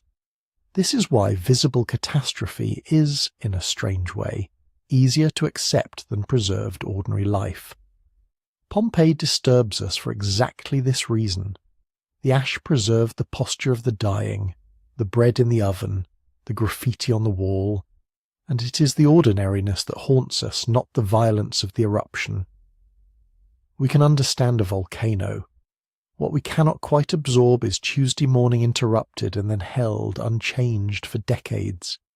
St Kilda's houses offered something similar. The eruption here was invisible. Demographic collapse, years of slow unraveling, a winter that finally broke what remained of the community's ability to sustain itself. None of that left a mark on the table or the hearth or the open Bible. What those objects recorded was not the cause of leaving. They recorded what was normal. A normal life, preserved in the absence of the people who lived it, generates a particular quality of unease that no amount of documentary evidence entirely dispels. This is where the emotional power of the story was made, and why it survives so effectively against the grain of the actual record. The records say, documented, deliberate, organized. The houses say, interrupted, suspended, unexplained. Both of these things are true simultaneously. The departure was everything the logs describe, and the scene left behind was everything the ghost town accounts describe. The mystery was not manufactured. It was not the invention of dramatists who needed a better story than a government petition. It arose genuinely from the collision between what the documents tell us and what the objects communicate, a collision that has no clean resolution, because documents and objects are not the same kind of evidence and do not speak to the same part of the mind. What the St Kildans left in their houses, in other words, was not a clue. It was not a message. It was simply the shape of their lives, still visible in the rooms they had occupied, still suggesting presence in the absence of people. And that is precisely why, decades after the evacuation, when journalists and historians and curious visitors made their way to Village Bay and pushed open the cottage doors, they found not a solved mystery waiting for them, but the very conditions that would generate one. The logs tell you what happened. The houses make you feel as though you still do not know. So where does that leave us exactly? Between the logs that explain everything and the houses that explain nothing to the gut? The phrase that attached itself to St Kilda and never quite let go is something like this. An entire civilization vanished overnight. You will find versions of it in documentary headlines, in travel writing, in the breathless opening lines of magazine features. It implies suddenness without warning. It implies absence without explanation. It implies, if you follow it far enough, something that the historical record simply cannot support, that the St Kildans were here one moment and gone the next, as though the island exhaled and took them with it. The primary sources tell a completely different story. H. Emise Harebell's log for 29 August 1930 records a methodical operation. The whaler was lowered at 5 in the morning. The inhabitants were embarked. The log entries are precise about numbers, about timing, about procedure, though even here the record introduces its own small uncertainty, since the ship's log counts 42 individuals, 14 women, 13 men, 15 children, while the National Trust for Scotland and many secondary histories cite 36. That discrepancy, whether it reflects the missionary's family and the island nurse being counted or excluded, or simply a clerical variation between sources, is the kind of thing that reminds you how even careful documentation carries room for doubt. But neither figure, 36 or 42, suggests disappearance. They suggest a naval operation, organised and witnessed, logged in official ink. The weeks before the departure were equally documented. The cargo vessel Dunara Castle had already made her run to the island, carrying away livestock and the heavier possessions the islanders could bring. The petition to the Scottish government had been submitted on 10 May 1930, months earlier, its language formal and precise, its signatories named. The evacuation that followed was the end of a process, not the beginning of one. There was no overnight. There was no vanishing. There was a community that had spent months navigating the bureaucracy of its own relocation, and then, on a specific morning in late August, boarded a naval vessel and was taken to the mainland, where many transferred to the passenger liner Princess Louise for the rest of the journey east. Everything about the departure, at the level of public record, is traceable. And yet the myth is not simply a failure of journalism or a lazy reach for a more compelling frame. It persists for a reason, and the reason is more interesting than the myth itself. Popular retellings took the visual evidence of the abandoned houses and ran it through a framework that the evidence could not quite bear. Open Bibles, banked fires, bowls of meal. These details are real. They come from people who are genuinely there, from accounts written close to the date, from the kind of observational testimony that has no incentive to fabricate. But the interpretation layered on top of those details, the suggestion that the people simply evaporated, that the island was somehow emptied without human agency. That interpretation is a choice. It is a choice made, perhaps unconsciously, by people encountering a scene whose emotional register overwhelmed its logical content. A preserved ordinary morning is so difficult to process that the mind reaches for the language of the supernatural, for the vocabulary of mystery, because mystery at least gives the feeling a name. What the records do not give you, and what no amount of archival rigour can fully supply, is the answer to the deeper question. The logistics are clear. The human geography, who was on which ship, when, going where, is recoverable, uncertainties and all. But the records say almost nothing about what it felt like to be the last community on an island settled for 4,000 years, boarding a naval whaler at 5 in the morning and watching the cliffs of Hirta disappear behind you. They say nothing about what the culture carried with it and what it left behind that could not be packed. The fouling techniques passed between generations by demonstration, by standing on a ledge in the dark with someone who had stood on that ledge with their own father. The particular rhythms of communal decision-making, the St Kilda Parliament, men gathered each morning to divide the day's work, that had no equivalent anywhere on the mainland, and could not be transplanted because it was not a practice so much as an entire relationship between people and their circumstances. The Gaelic dialect, shaped by isolation, carrying words that had no need to exist anywhere else, because the things they named existed only there. None of that is in the log. None of it could be. Records answer questions of fact. They do not answer questions of loss, and it is a question of loss that the St Kilda story is finally asking. Not where did the people go? We know where they went. But why could the culture not survive? And what does it mean that something that endured for 4 millennia could be extinguished functionally in a single generation? That question does not have a document. It has only the island, the houses, the objects on the tables, and the growing silence. This is where the myth found its opening, and in fairness, it did not have to work very hard. The scene was already extraordinary. The real story required no embellishment. A community of 36 or 42 people, the last inheritors of a way of life that had persisted through Norse raids and smallpox outbreaks, and centuries of near starvation, making the collective decision that they could no longer hold on. That is not a story that needs to be made more dramatic. The tragedy is entirely sufficient without the supernatural frame. The mystery is entirely real without the suggestion of unexplained vanishing. St Kilda has been recognised now as a UNESCO World Heritage Site, one of only a small number of places in the world to hold both natural and cultural designation. Natural status granted in 1986, cultural added in 2004 and 2005. That dual recognition is itself an acknowledgement of what is genuinely rare here. Not just the seabird colonies, not just the geology, but the layered evidence of a human presence that shaped and was shaped by one of the most extreme environments on Earth. The official language of heritage cuts against the myth too, because heritage is about preservation and continuity of meaning, not about disappearance. You do not designate what has simply vanished. You designate what remains. And something does remain. The ruins remain.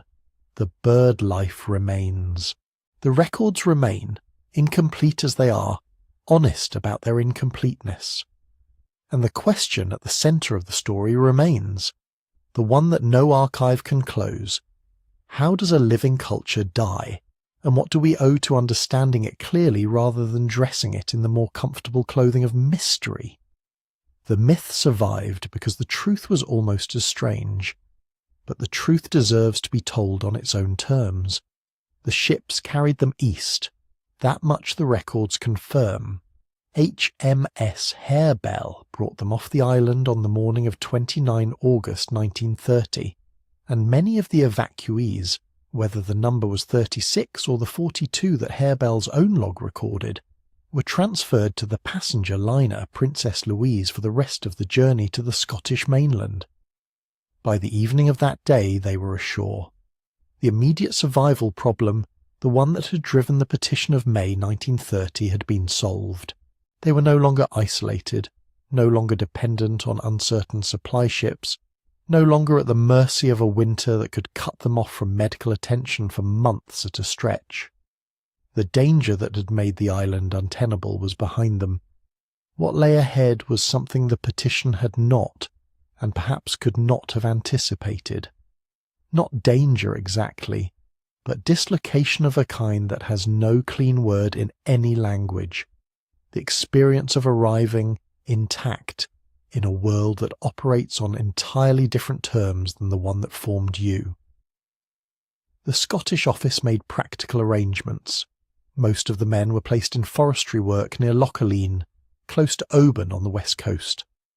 Other families were settled at Stromeferry in Rossshire, at Culkerbock near Inverness, and at Culross in Fife, the placements made with some allowance for personal preference where it was possible to accommodate. These were not internment decisions.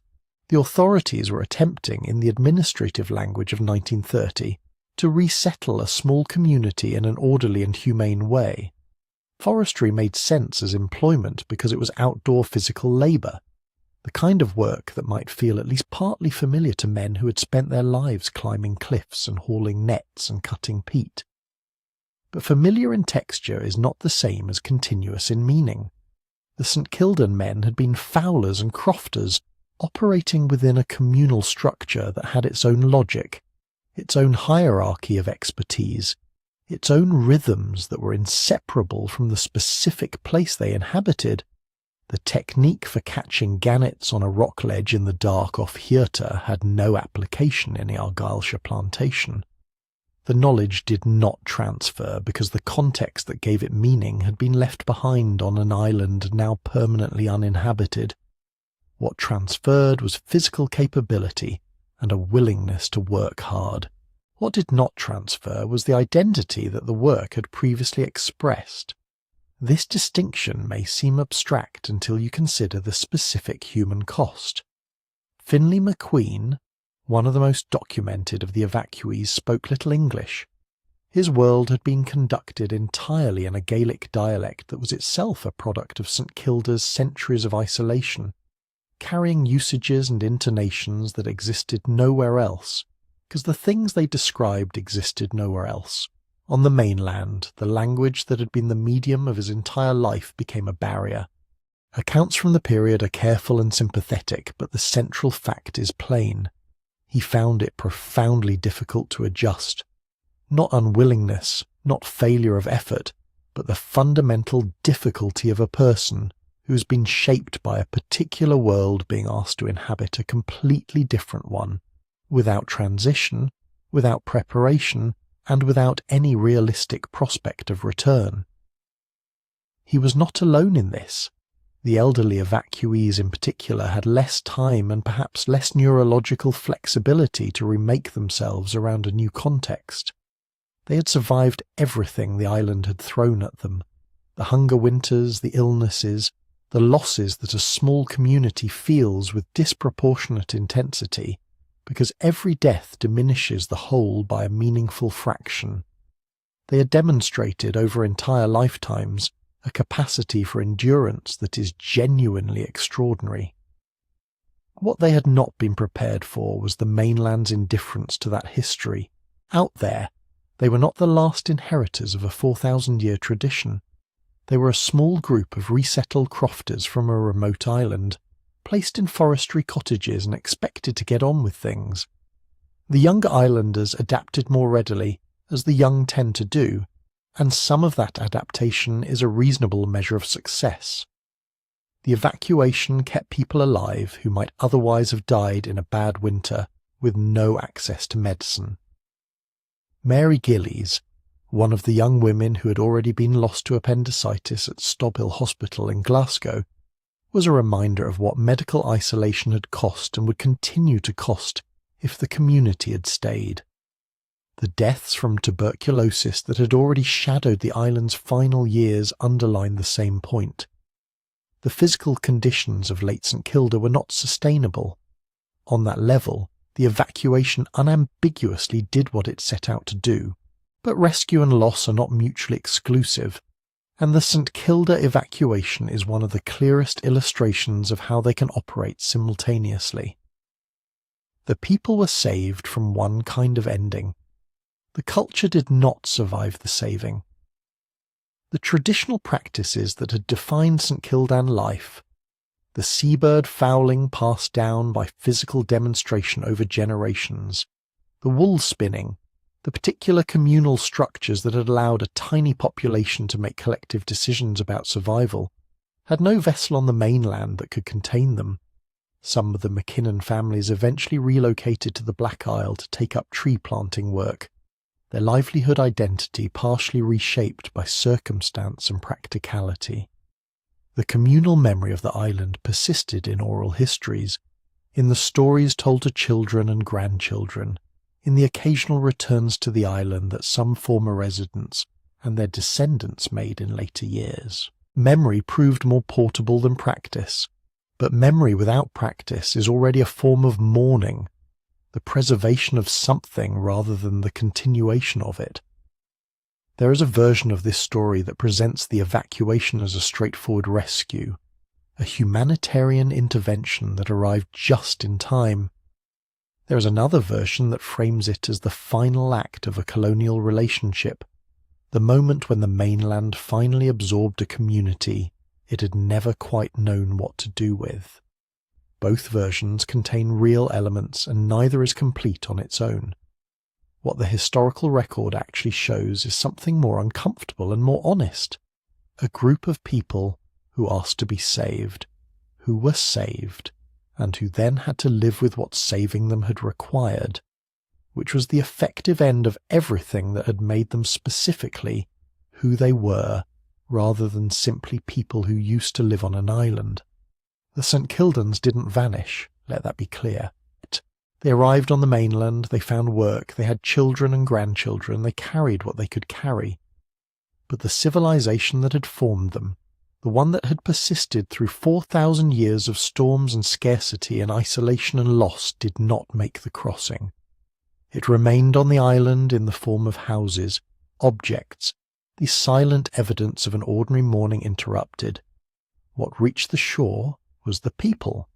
What was left behind was the world that had made them. The island itself did not stop existing when the people left. That is worth stating plainly, because the tendency in stories like this one is to conflate the departure of the community with the disappearance of the place. Hirta is still there.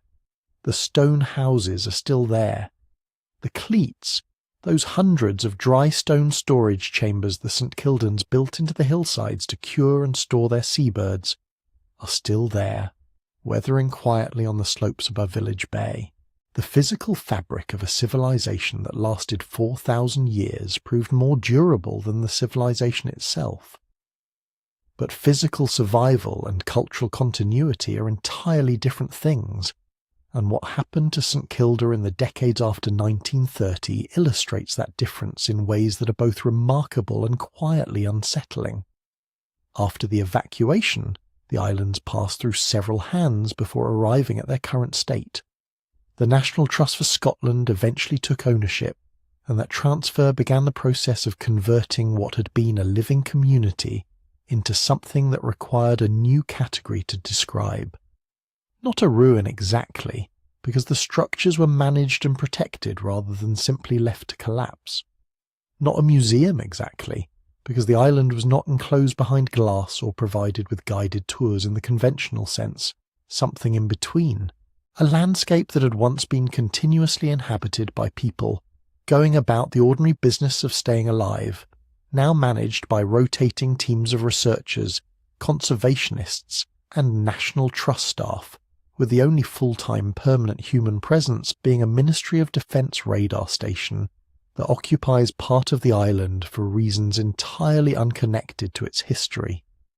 The transformation from a village where people live to a site where people study and maintain is a shift that happened gradually, and then, in institutional terms, all at once. In 1986, UNESCO inscribed St Kilda as a World Heritage Site.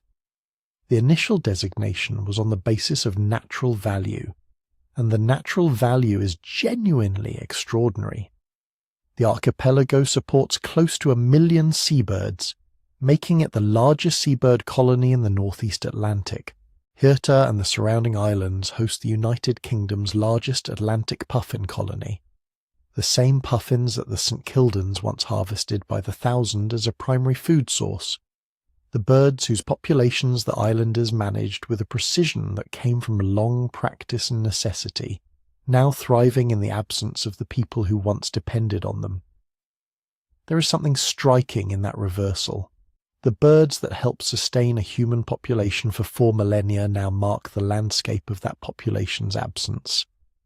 The UNESCO designation was expanded in 2004 to include the surrounding marine area, and then again in 2005 to explicitly recognise the cultural landscape alongside the natural one. This progression, from natural site to mixed natural and cultural property, reflect a gradual institutional recognition that what St Kilda represents cannot be divided cleanly into the ecological and the human. The seabirds are inseparable from the history of the people who caught them. The cleats are inseparable from the ecology of the hillsides they were built into. The village is inseparable from the bay that shaped how every supply ship arrived and every crisis unfolded. UNESCO, in the language of international heritage bureaucracy, was acknowledging what the St Kildans themselves had always understood instinctively, that the natural and the human are not separate categories here. They were the same thing, experienced together across an unbroken span of 4,000 years. The mixed inscription makes St Kilda unusual. Most UNESCO World Heritage Sites carry either natural or cultural designation. St Kilda's dual recognition places it in the company of sites where the relationship between landscape and human presence is so entangled that separating them would falsify both. That is an accurate description of what St Kilda was, and perhaps a quietly ironic one, given that the recognition of this inseparability arrived 55 years after the inseparable community had been removed. Today, no one lives on St Kilda in the way that people once lived there. Researchers come seasonally, wildlife staff rotate through, the National Trust runs working parties, the MOD personnel occupy their station. None of these presences constitute a community in the sense that the word applied to the people who petitioned for evacuation in May 1930. There is no one there who was born there, whose parents were born there, whose entire conceptual framework for understanding the world was shaped by growing up on those cliffs above Village Bay. The distinction between seasonal occupancy and permanent habitation is not merely administrative. It is the difference between studying a place and belonging to it. This raises a question that heritage institutions tend to approach carefully and that perhaps cannot be answered cleanly. What does it mean when a living community becomes a protected memory? The question is not rhetorical. The physical evidence of St Kildan life, the houses, the cleats, the street, the graveyard, is now managed to prevent decay rather than to enable living. The goal is preservation rather than continuation. Conservators work to stabilize what remains. Researchers document what can be documented. The birds breed in numbers that would have seemed extraordinary to the people who once shared the island with them. In some measurable ways, St Kilda is thriving. In the specific way that mattered to the people who built those houses, it ended on a morning in August 1930. There is an argument, made carefully by heritage professionals, that UNESCO recognition and active management represent a form of respect for what was lost, that inscribing a place in international consciousness is a way of refusing to let it disappear entirely, of insisting that what happened there over 4,000 years has a weight and significance that demands ongoing attention. That argument has real force. The alternative to managed preservation is unmanaged decay, and unmanaged decay is its own kind of erasure.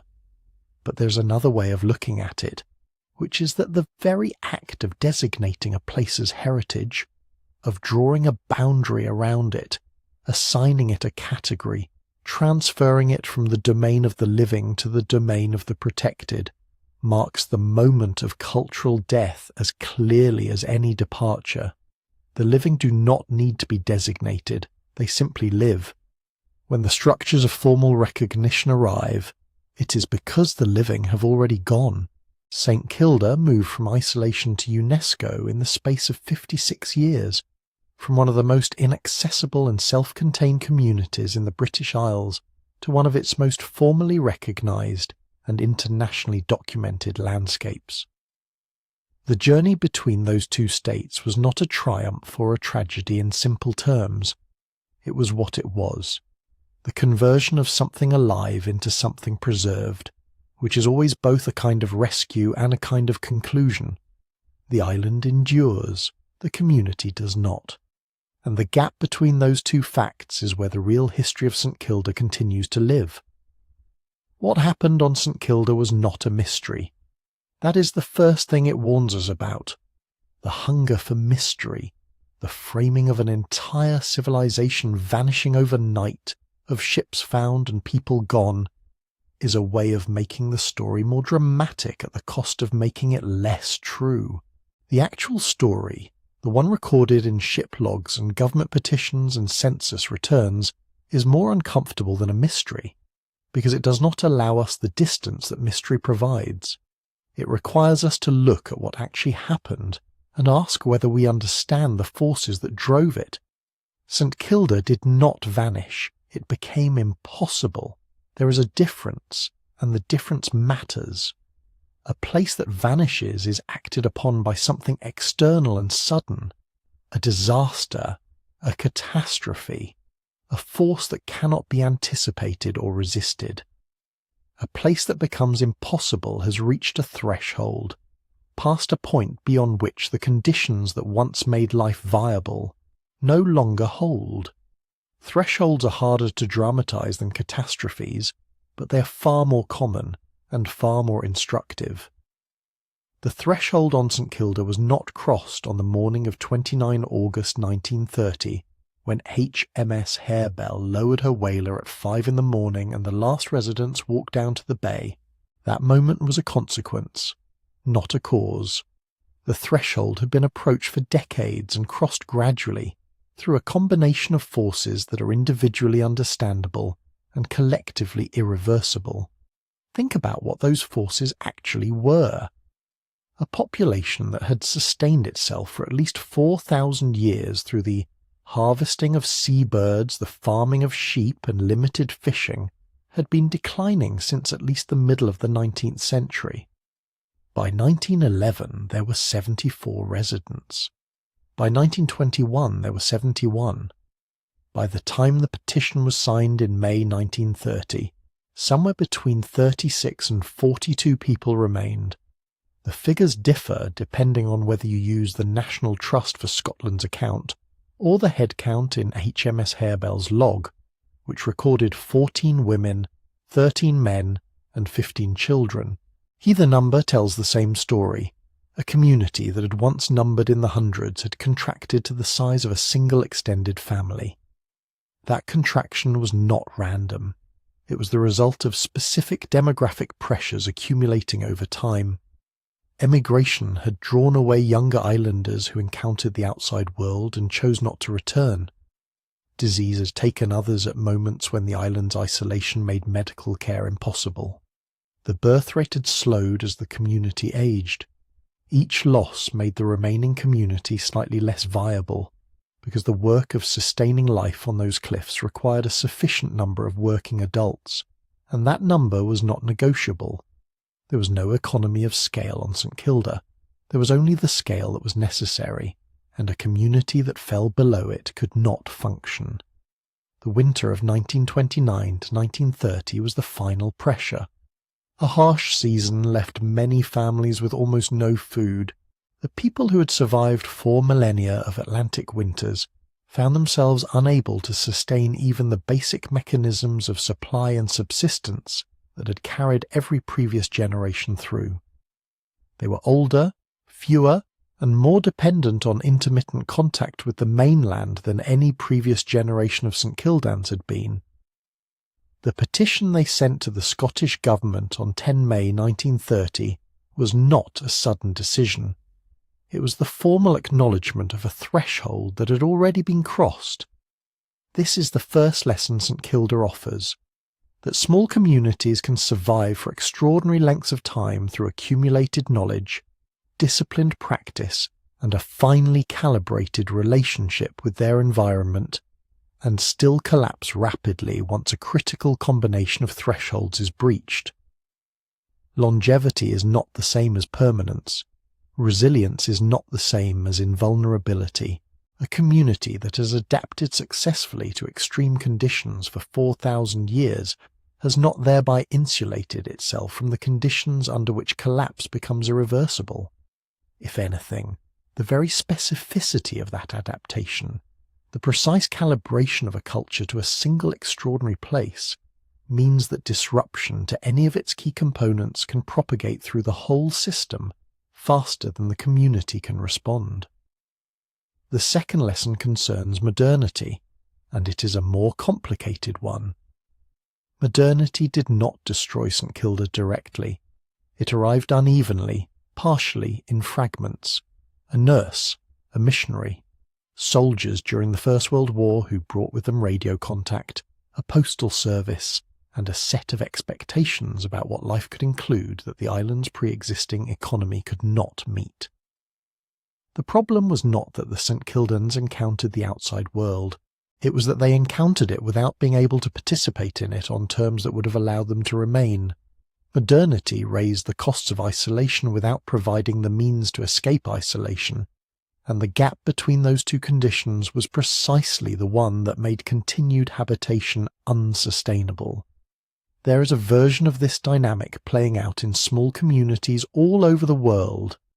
Remoteness that was once simply a geographic fact becomes a disadvantage once the surrounding society develops expectations and systems that remote communities cannot access. Healthcare, education, economic opportunity, communication infrastructure. The community does not disappear. It becomes comparatively impossible, which is a slower and quieter process but arrives at the same place. The third lesson is about what is lost when resilience is remembered only as mystery. The ghost town snapshot that the St Kildans left behind them. Open Bibles on tables, banked peat fires, bowls of meal, doors left ajar, became the raw material for dramatized disappearance. The image of a frozen ordinary morning is genuinely powerful, but when it is framed as the remnant of a vanishing rather than as the deliberate and documented departure it actually was, something important is erased. The people who left were not ghosts. They were documented individuals, counted in ship logs, recorded in census returns, interviewed by journalists, resettled in communities on the Scottish mainland where many of them lived for decades, and raised children who are alive today. The fact of their survival and their continued existence as a diaspora is a crucial part of the story that the mystery framing tends to omit, because mystery requires absence, and these people were not absent. They were present elsewhere, carrying with them everything they could not pack onto HMS Harebell. When we reduce a documented collapse to a romantic disappearance, we trade understanding for atmosphere. We make the story less useful. The actual forces that ended life on St Kilda, demographic fragility, failed thresholds, the asymmetries of encountering modernity from a position of isolation are not mysterious at all. They are identifiable and, in principle, recognizable in other contexts before the threshold is crossed rather than after. The mystery framing closes down that recognition. It turns a warning into a wonder, which brings us to where this story has been heading all along. St Kilda did not vanish overnight. The ships that came were not bearing witness to an absence they could not explain. The records tell us exactly what happened, who was there, and why they left. The tension at the heart of this story is not between presence and disappearance. It is between a community's 4,000-year achievement of survival and the specific, identifiable conditions under which that achievement finally could not hold. That tension is not resolved by calling it a mystery. It is only resolved by looking at it plainly, which is the one thing the vanished overnight framing consistently prevents us from doing. So let us say it plainly, one final time. The people of St Kilda did not vanish. They left on a grey August morning in 1930, boarded a whaler lowered from HMS Harebell at 5 o'clock, and were carried across the water to the mainland. The departure was recorded in a ship's log. The petition that preceded it was dated the 10th of May. The census returns before it documented every contraction of the community across decades. There is no gap in the record where a mystery can comfortably live, because the record does not have a gap. What it has is something harder to look at. A complete account of how a 4,000-year human world reduced itself, through entirely explicable pressures, to a single morning of locked doors and banked fires. The number of people who left that morning remains one of the genuinely open questions. The National Trust for Scotland records 36 islanders. The log of HMS Harebell counts 14 women, 13 men and 15 children, 42 individuals, a figure that likely includes the island nurse and the missionary's family alongside the native St Kildans. Which number you use depends on which document you consult, and neither figure is wrong so much as they are answering slightly different questions about who counted as a St Kildan on that particular morning. What neither number disputes is the essential fact. A community that had once numbered in the hundreds had narrowed to the size of a single gathering, and that gathering boarded a vessel and did not come back. HMS Harebell was the ship that actually carried them. The Dunara castle had left the day before, carrying visitors, reporters, and the bulk of the islanders' possessions and livestock.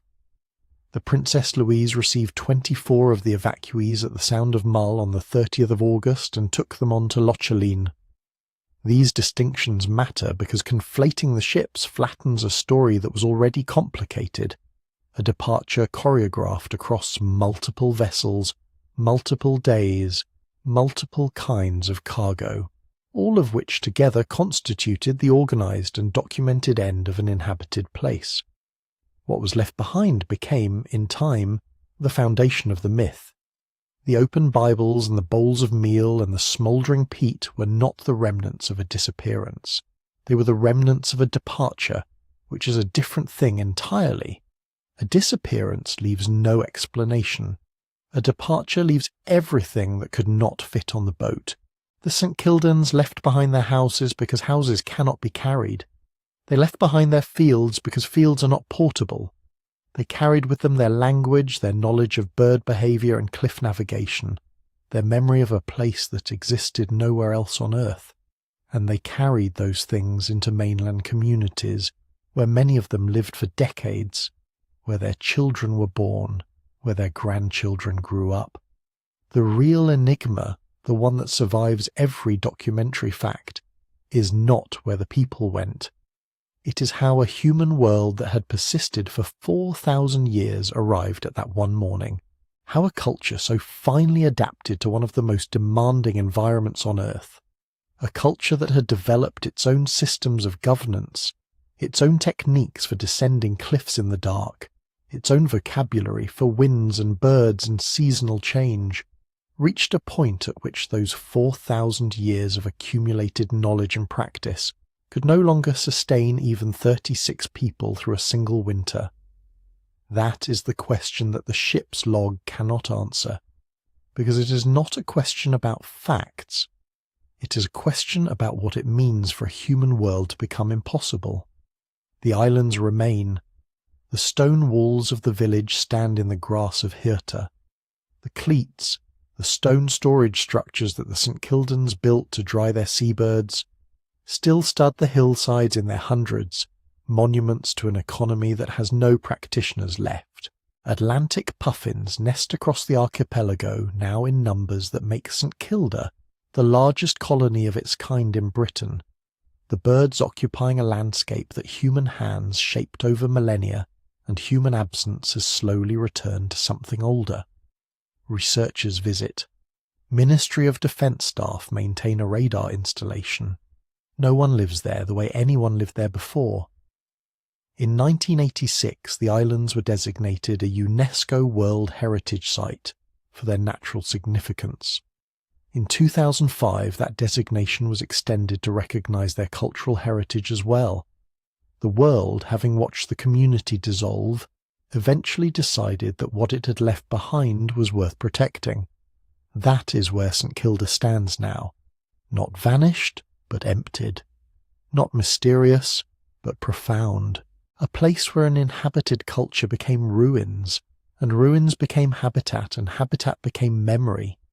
And where the memory, if we are willing to read it honestly rather than dramatically, still has something specific and urgent to say about what it costs and what it means when the conditions for a human world finally give way.